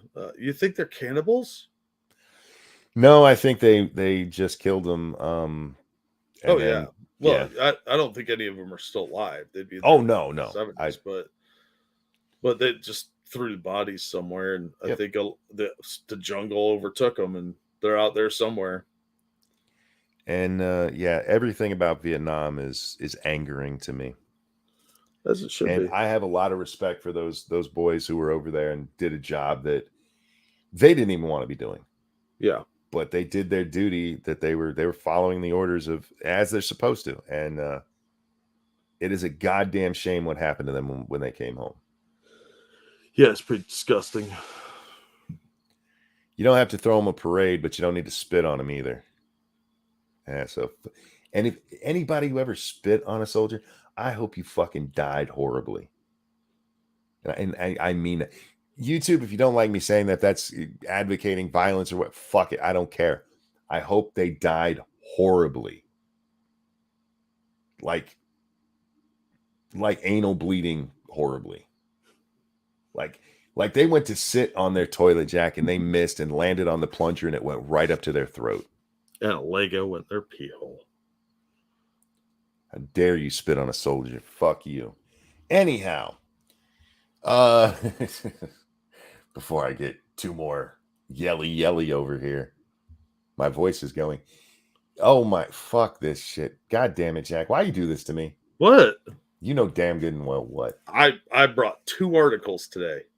That was Communist demand end to Christian fascism at chaotic school board meeting over parental notification policy. I believe that's technically called Christofascism, but You're they're probably not right. smart. Yeah. I just want to say at the outset of this article, I want to repeat, fuck commies. The Orange Unified School District approved a parental notification policy late Thursday. Chaos erupted at a Southern California district school board meeting Thursday when communist protesters clashed with parents' rights activists.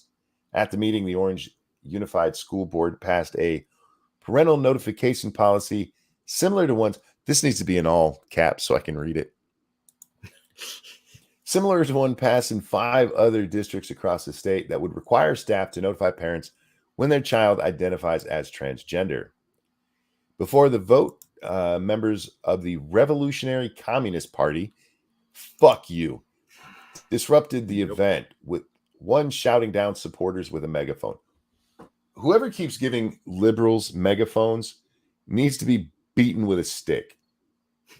Right? Like, where are they buying all of these from? Because most of the time that when you see these people, they don't look like they have jobs. How do you have enough money to buy a megaphone? What are they, like $150? Well, actually, did you see the article from Andy No about the RICO charge down there in Fulton County? Yes. There was a whole bunch of Antifa guys got what was it, 61? 61. 61 Antifa charged with RICO and terrorism in the state of Georgia for what they're pulling at the what's it called? The Cop City. Cop City, thank you. The new training ground for first responders, police. It's not just for police. It's but they talk about it like it's just police, but it's paramedics, the fire department. Yeah. Everybody. And these assholes decided they were going to go live in the woods, booby trapped some of it. Did you see that shit? Yeah. Oh, yeah. Yeah. They talked about that early on when we first heard about that police officer getting shot. Oh, you're right. You're right. Yeah. But anyway, they were warning the cops. The cops were saying, "Don't follow us in here. This place is booby trapped." 60. Yeah, one of the booby traps, they put nails through 2x4s and planted them in the ground. Yeah, little fuckwads. Yeah, it's pretty evil shit, man.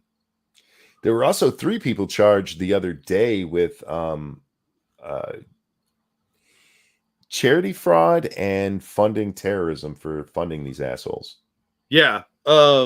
There was a protest too about these charges, and some people got arrested out of that too. I was just looking for the article. I got it somewhere, but I can't find it right now. I have too much shit on my tabs. Fuck these people. I'm glad they're going to prison. I'm still not a big fan of the RICO thing, but when you have something like Antifa, we're not really a group. I'm kind of okay with using it here. Yeah, we'll have to go over this in a little more in depth. I got a couple articles about it that are pretty interesting. Yeah. Because this is what it was. 5 Stop Cop City suspects arrested after breaking into construction site following RICO terrorism and money laundering indictment of comrades. Yeah. We'll try and go over that tomorrow because I think this is a big story because they actually are charging Antifa with stuff. Yeah. And good. Yeah. We also have the DA down there in the county pulled out of the case because they disagreed with the charges that the AG wanted to bring. Yeah. They never specifically say it in the article I read about it, but she thinks they're being too harsh. Because of course she does. She's a little liberal piece of shit. Anyway. Yeah. Thank you, Evolved Potato. You know what also didn't help in Vietnam? The literal traitors that helped the Vietnamese with their propaganda. True. Like the piece of shit John McCain. Well, McCain actually was held hostage. So John Kerry. And John Kerry was a treacherous piece of shit, I think, with his little swift boat nonsense. And Jane Fonda. Jane Fonda, absolutely. That woman should have been charged with treason. Yep. Before the deciding vote, members of the Revolutionary Communist Party disrupted the event, with one shouting down supporters with a megaphone. This led to a shouting match between both sides before the communist protesters were ushered out by officers, the Los Angeles Times reported. During the open comment portion before the disruption, a woman who identified herself as a member of the radical group objected to discussing the policy with fascists. Oh, fascism! It's everywhere. We're getting organized for a real revolution. Shut up, you LARPing piece of shit. These people. Sorry, this just pisses me off because these people are so fucking delusional. Yes. Do they really think? It won't surprise me if they really are going to try to have some kind of communist revolution because they're delusional retards. But have you ever heard that Anthrax song? When the lead singer of Armored Saint came over to Anthrax and they had Package Rebellion, it fits these people very, very well. They sit around and talk about who their inspiration is, and they talk of being gay, but they never do anything. They just want to tell everybody about how amazing and revolutionary they are. I hear that song whenever I hear about these fucking retards, these little pseudo commies, LARPers. I'd forgotten my whole point of why I brought up the Antifa thing. You had mentioned, sorry. they don't have jobs. Those 61 people, a lot of them are very well off, or at least their parents are. Yeah, we saw that time and time again with the riots. They were constantly like driving nice cars, buying all this expensive shit. They're all dressed nice. Oh man, those people are so fucking scumbags. Look at Hassan. Oh, you're right. Oh Vouch. God, dude, I watched a Destiny video the other day where he covered a video of Hassan covering a debate that Destiny had been in. It's not even a debate, a discussion. And in this, Hassan says that Ben Shapiro said redlining never happened. And so Destiny looks up the video, and not only is that not true, I mean, he literally says redlining was a thing and it was fucking horrible.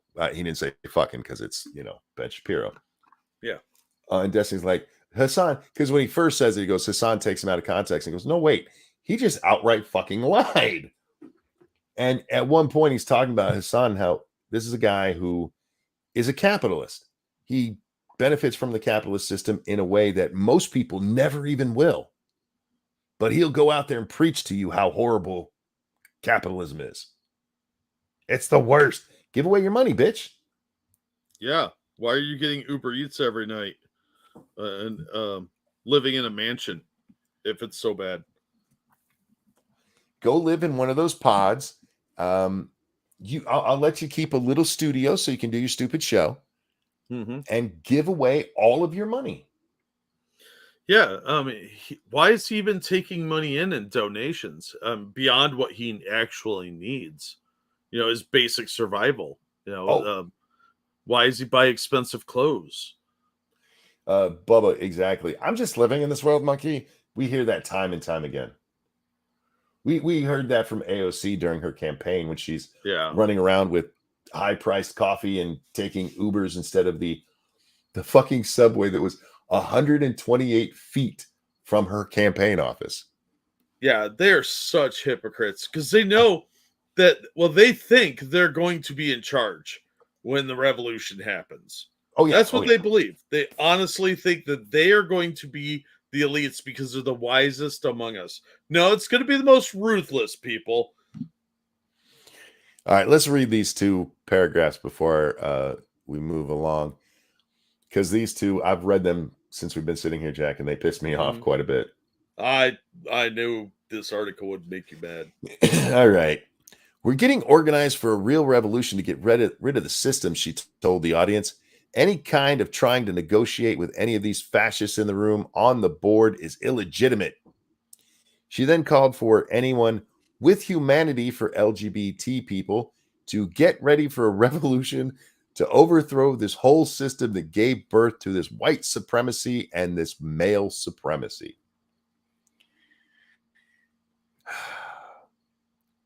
It's not my fault you have tiny girl brains. Saw a post the other day from this black gentleman who said, if white supremacy isn't a real thing, then why are so many white people in positions of power? Because the country is 64% white. Well, it's not just, you're not wrong about that, but there's also a problem with both women and minorities now where they have an excuse to fail. And if you give somebody an excuse to fail, you know what they're going to do? They're going to fail. They're It's going to not my purposely fault. not The try very system- hard. The system kept me down. The system kept me. White males, we don't get an excuse for anything. That's what white supremacy really is, or the white privilege. It's not having any excuse for failure. If you fail, you didn't try hard enough. You did something wrong. And you know what? That is a good way to be. You shouldn't have excuses for failure. And You know, that's what white these people are. all- Go ahead. No, white people are also leading the path. They are taking control of the homeless population because they are the largest percentage of them, and they need to knock that shit off and spread the wealth. Yeah. Look, I'm not saying that everybody who fails didn't try, because lots of people try and fail, Jack. Oh yeah, that's life. And then what you do is dust yourself off and try again. But if all you do is when you fail, like, oh, damn honky men kept me down, then you're never going to accomplish anything. So fuck off. Just fuck right off. Anyway, fuck this bitch and her commie stupid shit. Good luck with your revolution. There's more of us than there are of you still. It's the one good thing we have going on right now in the U.S. And we do need more education on what communism really is. We just do. Because they preach, what Marx taught, but they don't really preach what the consequences of Marx is. Because most of that stuff's really bad. Yeah, so they very don't want bad. to teach that. I know we've said this before, it fails everywhere, but it doesn't just fail, Jack. It destroys people. Destroys lives, destroys countries, destroys economies. It's just destructive. Marx was a fucking retard. Get that through your head. Marx was a fucking retard. The end. The man was a parasite. He didn't want to work. He didn't think anybody had to work. And he had a lot of flawed ideas that got a lot of people killed. Millions of people have their blood on his hands because he's killed them. Millions. He should be more shunned than Hitler, frankly. Yeah. Well, he's responsible for Hitler in a lot of ways. True story. Remember, the fight there in in Germany was communists versus Nazis. Yeah. Communists versus socialists. Yeah, they were both rooted in socialism. Yep. And they just had slight variations, and then they beat the shit out of each other over that. It's disgusting how little people actually know these days about the communists and fascists, for that matter. Well, I mean, if you point out that it's the National Socialist Party there in Germany that is the Nazis, but they weren't actually socialist. Well, you think they put that in their fucking name as a fake out? Yeah, it's weird how they nationalized everything. And oh, you're not going to do it the way we want? All right, your company's ours now. Get out. No, we can't talk about that part of it. Just the bad Nazis. Yeah, bad Nazis. Commies. Excuse me. Little truth stuck in my throat. Professor fired for faking data to prove lynching makes whites want longer sentences for blacks. 6 studies retracted. Now, wait till you find out who this really is. Florida State University criminology professor Eric Stewart was a guru of the claim that systemic racism infests America's police and American society. He's now at a job. Yeah, that guy. I'm not sure. His name doesn't ring a bell. He's the one that came up with the systemic racism studies. Sure. Well, yeah, I mean, that makes sense. Systemic They were racism all, is real. No, it's not. yeah. No, he made it all up. He fudged Systemic his data. racism is only real in the United States in college admissions and some military things, actually, because the Supreme Court didn't knock it down in government jobs. Mm-hmm. That's where your systemic racism is. Yeah, this article is actually from a month ago, but I just found it. No, I'm glad we're talking about it. I don't care. Sometimes we do older stories, guys. We miss stuff. We can't get everything when it's fresh. We try. Yeah. Now he's out of job on account of extreme negligence in his research. Why are we calling it research? Yeah, it's bullshit. The guy Propaganda. fudged all his results. I mean, 6 studies retracted. Come on. What did I say just a little bit ago? Academia and the media. This idiot goes out and says it. The media repeats it ad nauseum. Doesn't do any diligence on it. No due diligence. And it just gets repeated over and over. And then you and I run into fucking retards who are talking about systemic racism that's not even real. Yep. The academic was fired after almost 20 years of his data, including figures used in an explosive study, which claimed the legacy of lynching made whites perceive blacks as criminals, and that the problem was worse among conservatives, were found to be in question. No. In question? He fucking lied. College authorities said he was being fired for incompetence and false results.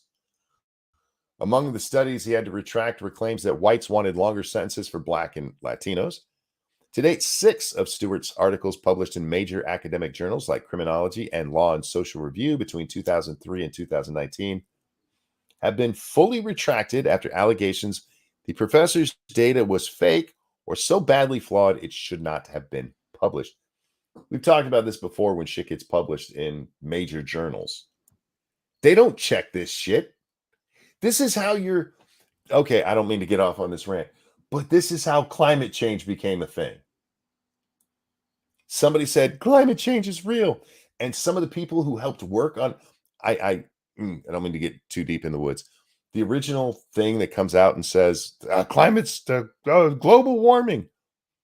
2 of the guys who were working on that quit halfway through. Mm-hmm. And then the study's published. And those 2 guys are the peer reviews for it. They peer review man's original study after having worked on half of it. That's how this shit works. No bias at all, monkey. Mm-mm. And then they start writing papers which are peer reviewed by Man and Co. Yeah, it's that's how this shit works. They don't actually check. Not totally incestuous. What are you talking about? You think people that are funded by the government have a reason to back up the politicians that are saying this is real? Mm-hmm. That's crazy talk. They're just pure-hearted souls who aren't worried about their money at all. The professor's termination came 4 years after his former graduate student, Justin Pickett, blew the whistle on his research. Pickett said they had worked together in 2011 researching whether the public was demanding longer sentences for Black and Hispanic criminals, as those minority populations grew, with the paper claiming they did. But Stewart had fiddled the sample size to deliver the results when the real research did not, Pickett said. They had the real research, and he's like, "Oh, we'll just take out these people and these people." This is very common in polling, Jack. It's very common in academia, where it's like, that's not the result we want. So, this group here, they don't really count, so we'll take them out. It happens constantly, all the time. And if you actually, anytime you see a poll, go into the poll and go down to methodology. And if they don't have the deep methodology, then it's not worth it. But some of them will actually go in and explain all of the different groups that they had, and they'll tell you which ones they excluded. And their reasoning for excluding them is often Let's just say questionable, Jack. It's questionable. Oddly enough, by excluding them, they get the results that they wanted. Oh, it's amazing how that happens. So what you're saying is they're liars. Yes, 100%. Hmm.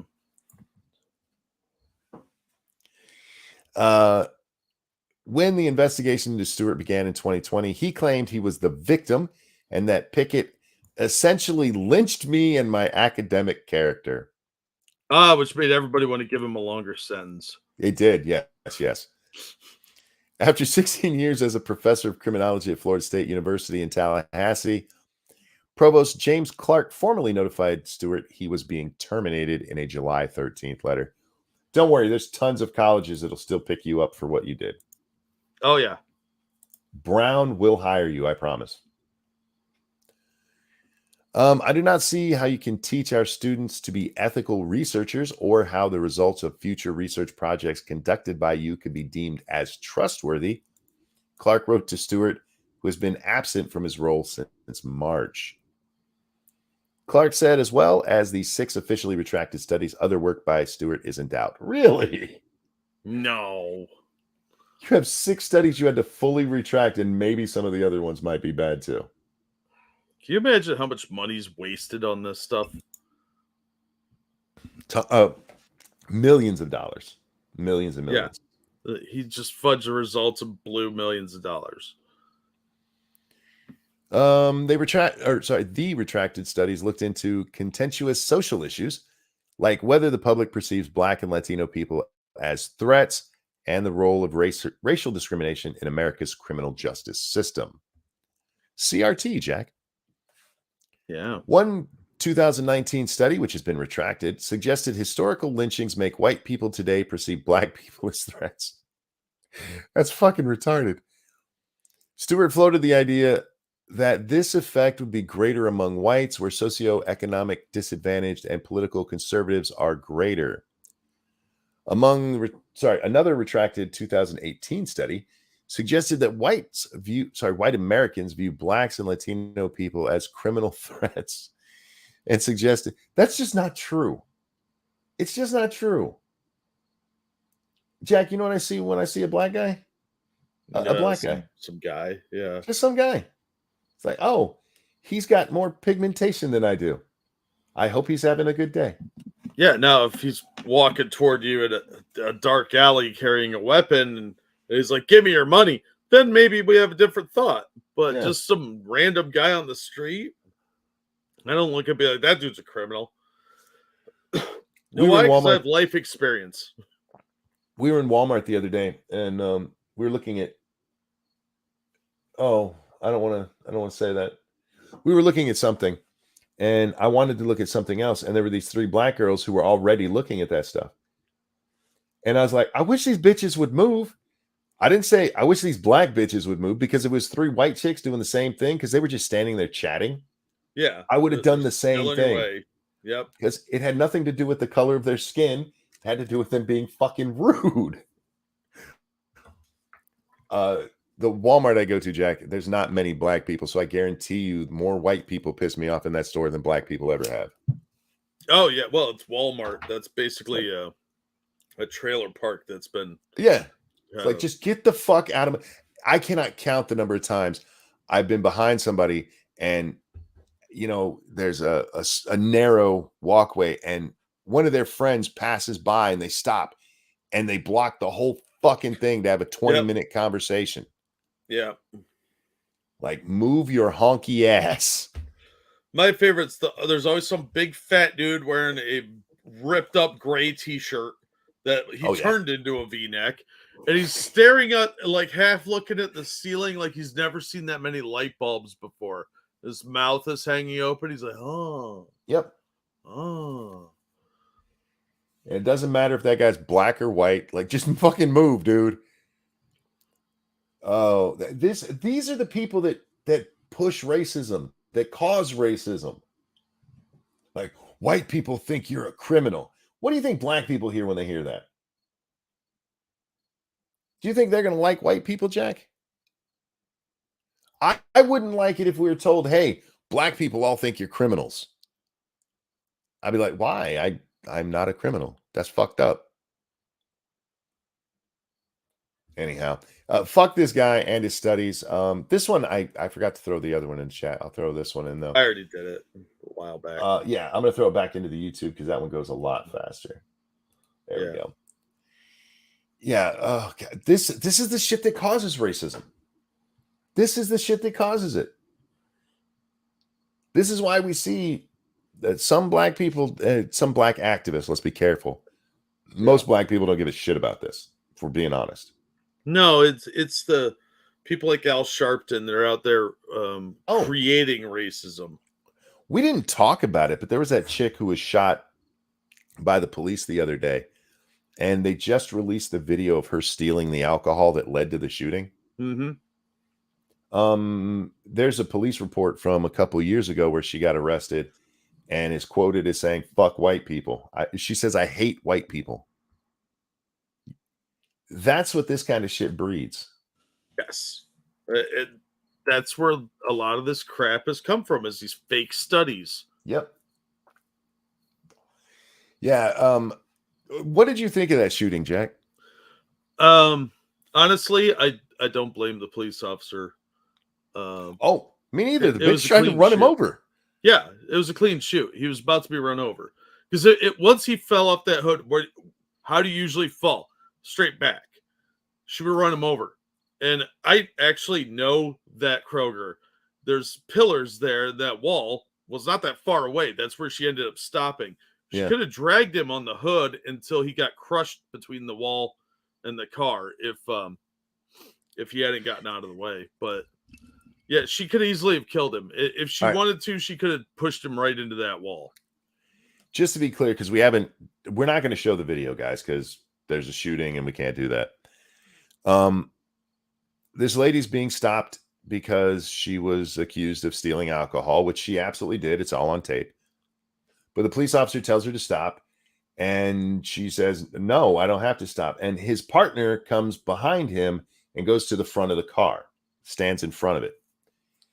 And he pulls out his weapon and points it at her. And she says, "What are you going to do? Shoot me?" And then hits the gas. At which point, she fucked around and found out. At which point he fires the weapon, hitting her one time and killing her. And look, it's tragic. She died, but the cop, I don't blame him at all. What really got me about that video, Jack, the shooting video, is when she starts going forward and he pushes down on the hood of the car. It's so forceful that it indents it. Yeah, she probably hit his knee or his leg. Yeah, because you just if a cop's pointing his gun at you, he's likely going to shoot you if you fuck around. So don't do that. Sometimes they shoot you when you're obeying commands. True. You know, didn't anybody remember the hotel video where the guy tried to pull shorts up and that guy shot him? Yep. Yeah, I can't watch that video. Absolutely breaks my heart. It's enraging. But this cop, it was a clean shoot.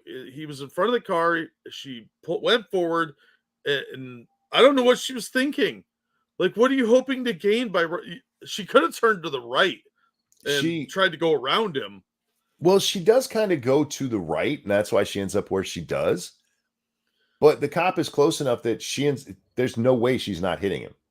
Yeah, and that was the point of him being there, is to keep her from moving. Yeah, and most of the time, people don't try and run you over. So I don't know what she was thinking. Faithless says that her innocent baby was a real tragedy. Yeah, she was pregnant. Yeah, and that was her third kid, by the way. That was her first daughter. Yeah. A lot of media outlets are saying that it was her first kid. No, it was her first daughter. She has two sons. Because she ain't there no more. Yeah. That's the tragedies. Like you were putting your own life on the line for some bottles of booze while you're pregnant. Nice parenting. But you didn't even think of your other two kids. You were pregnant and you had two other children, and you went shoplifting. A cop's pointing his gun at you because you're trying to flee the scene. I understand trying to flee the scene, but I don't understand trying to run over somebody that's pointing a gun at you. when you're the one doing something wrong. Yeah, yes, pregnant and stealing booze, cannibalistic, yes. And not just a bottle. She stole like 5, 8. I lost count. Tons of fucking booze. Yeah, it wasn't subtle. It wasn't like like a little bottle of Beefeater or something. No, she was stocking up. And yeah, she's grabbing fifths. And I guess she thought she was in San Francisco or something. Yeah, unfortunately, that kind of mentality, you see it done. You see somebody else getting away with shoplifting, you think you can do it too. Well, you're not in California, honey. You're in Ohio, and they will shoot you. And the police were actually there for a different reason. They'd been called for somebody else. And this bitch just happens to be stealing while they're there. So they stop her. Yeah. And she tries to run over the cop and ends up shot. And Black Lives Matter. They're mad, guys. They're mad because a criminal got shot when she tried to hurt a cop. It was just a dumb, avoidable mistake. What are you going to really get for shoplifting anyway? You're going to spend a couple of days in jail because it was less than a couple $100 easily. Yeah. You probably won't even do any time in jail. You'll just get a ticket. Unless you had outstanding warrants or something, that the chances of actually doing real time outside of county, give me a break. At most, you're going to get like 30 days if you've got a record. Massive says arrogant and stupid is a lethal combination. Yeah, and if you've seen the video, she's absolutely being an arrogant little bitch. Yeah, her best maneuver would just been like, yeah, okay, I want a lawyer, arrest me, whatever, and then just deny it through your teeth, and they'll cut you a deal and give you some probation or some bullshit like that. Maybe if you've got a long record, you get like 30 days in county. They're not going to send her down to like the penitentiary or anything unless it's like felony level theft, and she didn't do that. She had some booze, but let's face it, those bottles were probably $30 each at most. And they're actually protest. We got to protest. Shut up. Yeah, why that protest. Sorry. Why are all of your heroes shit? Yeah, I'm sure there's some innocent people you could find that actually are screwed over by the cops. Yeah, there's plenty of them out there, I'm sure. This is not that. Okay, nope. Pick a better hero. And that protest kind of pissed me off because that protest was in the short north, which is High Street, main road. It's just north of downtown and it's by the campus. They wanted maximum coverage. It's also the gay district. You go a couple blocks on either side, you're in Hood, but that's not the point. That protest was like 7 or 8 miles from where the shooting happened because the shooting technically happened in Blended Township, which is up by Westerville. Like, you're up by Polarized Parkway where the fancy rich shit is. You're not anywhere near the short fucking north.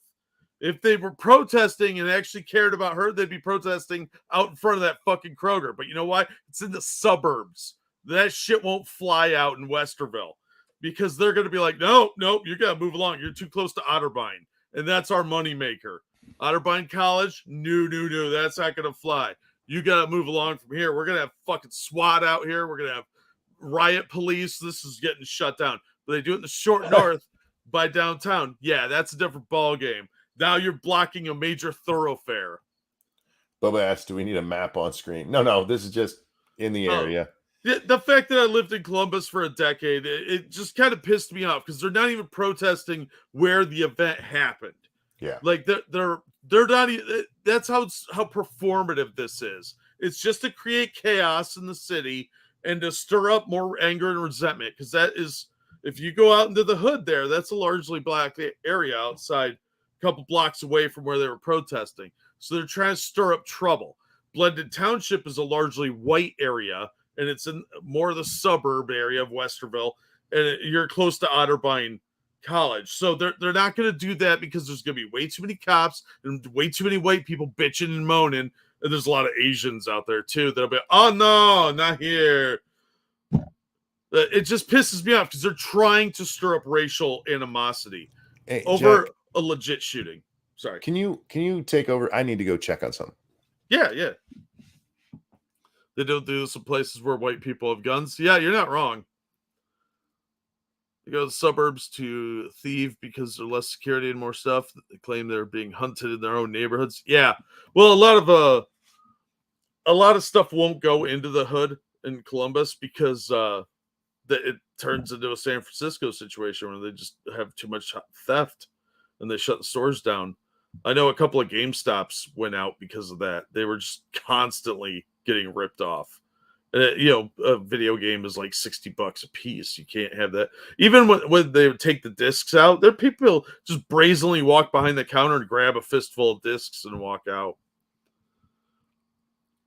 Accuse others of what you're doing. Yeah.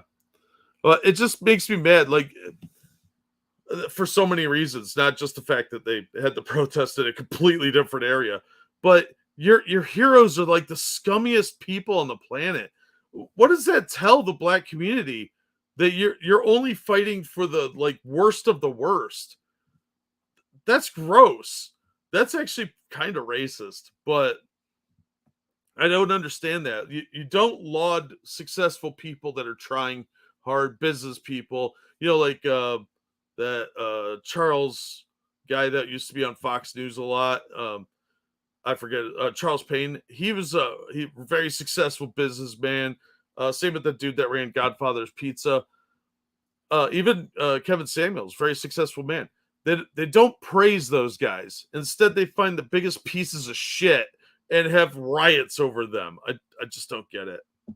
Hey, Angela, hope you're doing well. I hope you're healing up. Hey, Kyle.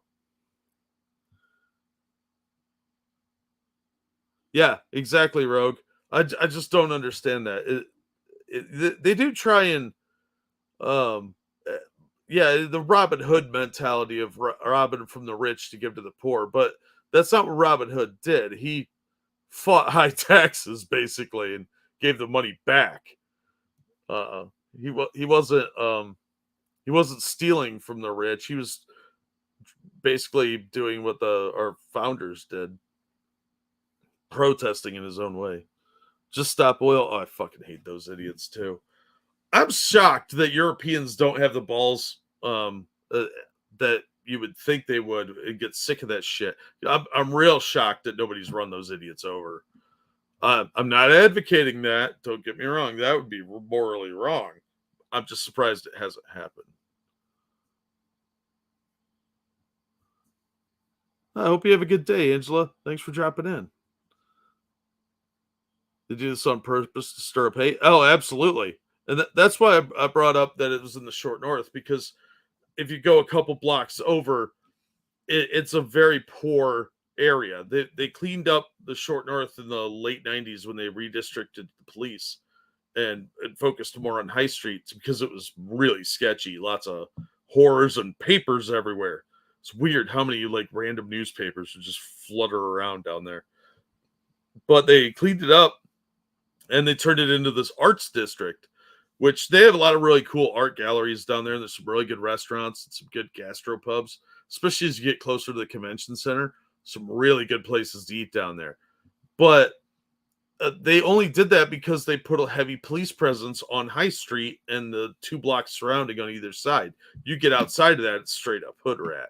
And that you also don't really want to leave any valuables visible in your car in those areas because there's a lot of car break-ins. Yeah, Donald, I'm with you on that. It did my heart good when one of those protests. Oh, yeah, I saw that.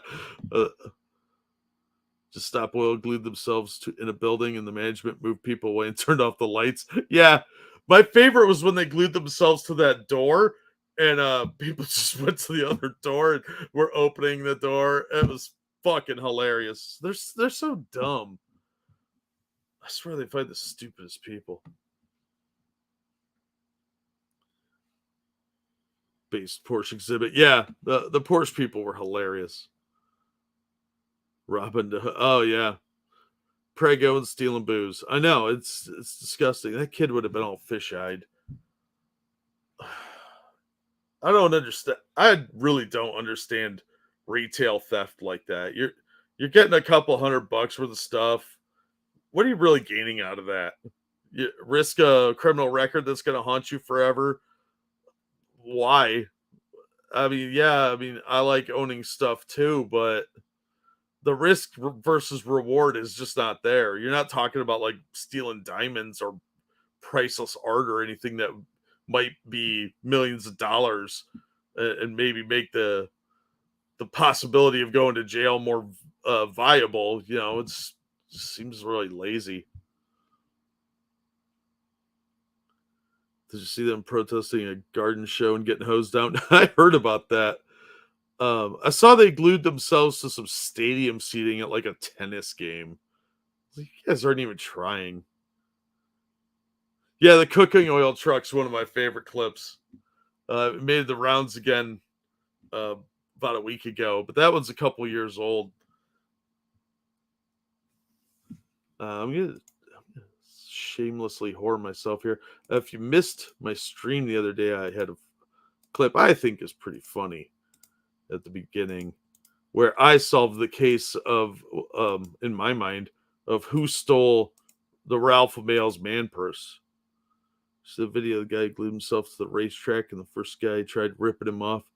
He wasn't strong enough to get. Yes, I saw that. That was great. Yeah, he had to have lost like the first layer of skin on his hand. Which, by the way, if you've never done that, just feeling the air on your skin after you lose that first light layer of skin, oh, it fucking hurts. That's my purse. I don't know you, right? I'm probably going to do a video to elaborate on my theory in that video, because I think it's a pretty viable thing.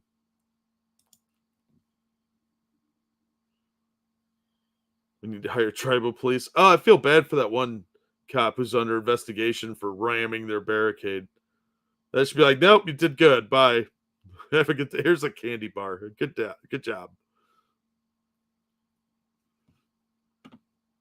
Man purses are pretty gay. Yeah, they are.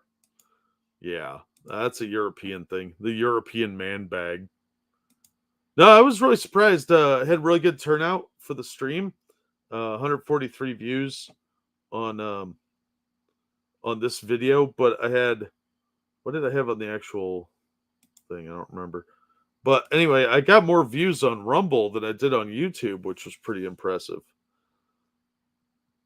Was it Sam Hyde? No, that's the one you would think it is. I had a different idea. No spoilers in chat for those of you that did see this. That burnt my palms on hot metal a couple times so far. Oh, I've done that. I one time was when I was like 16 or 17.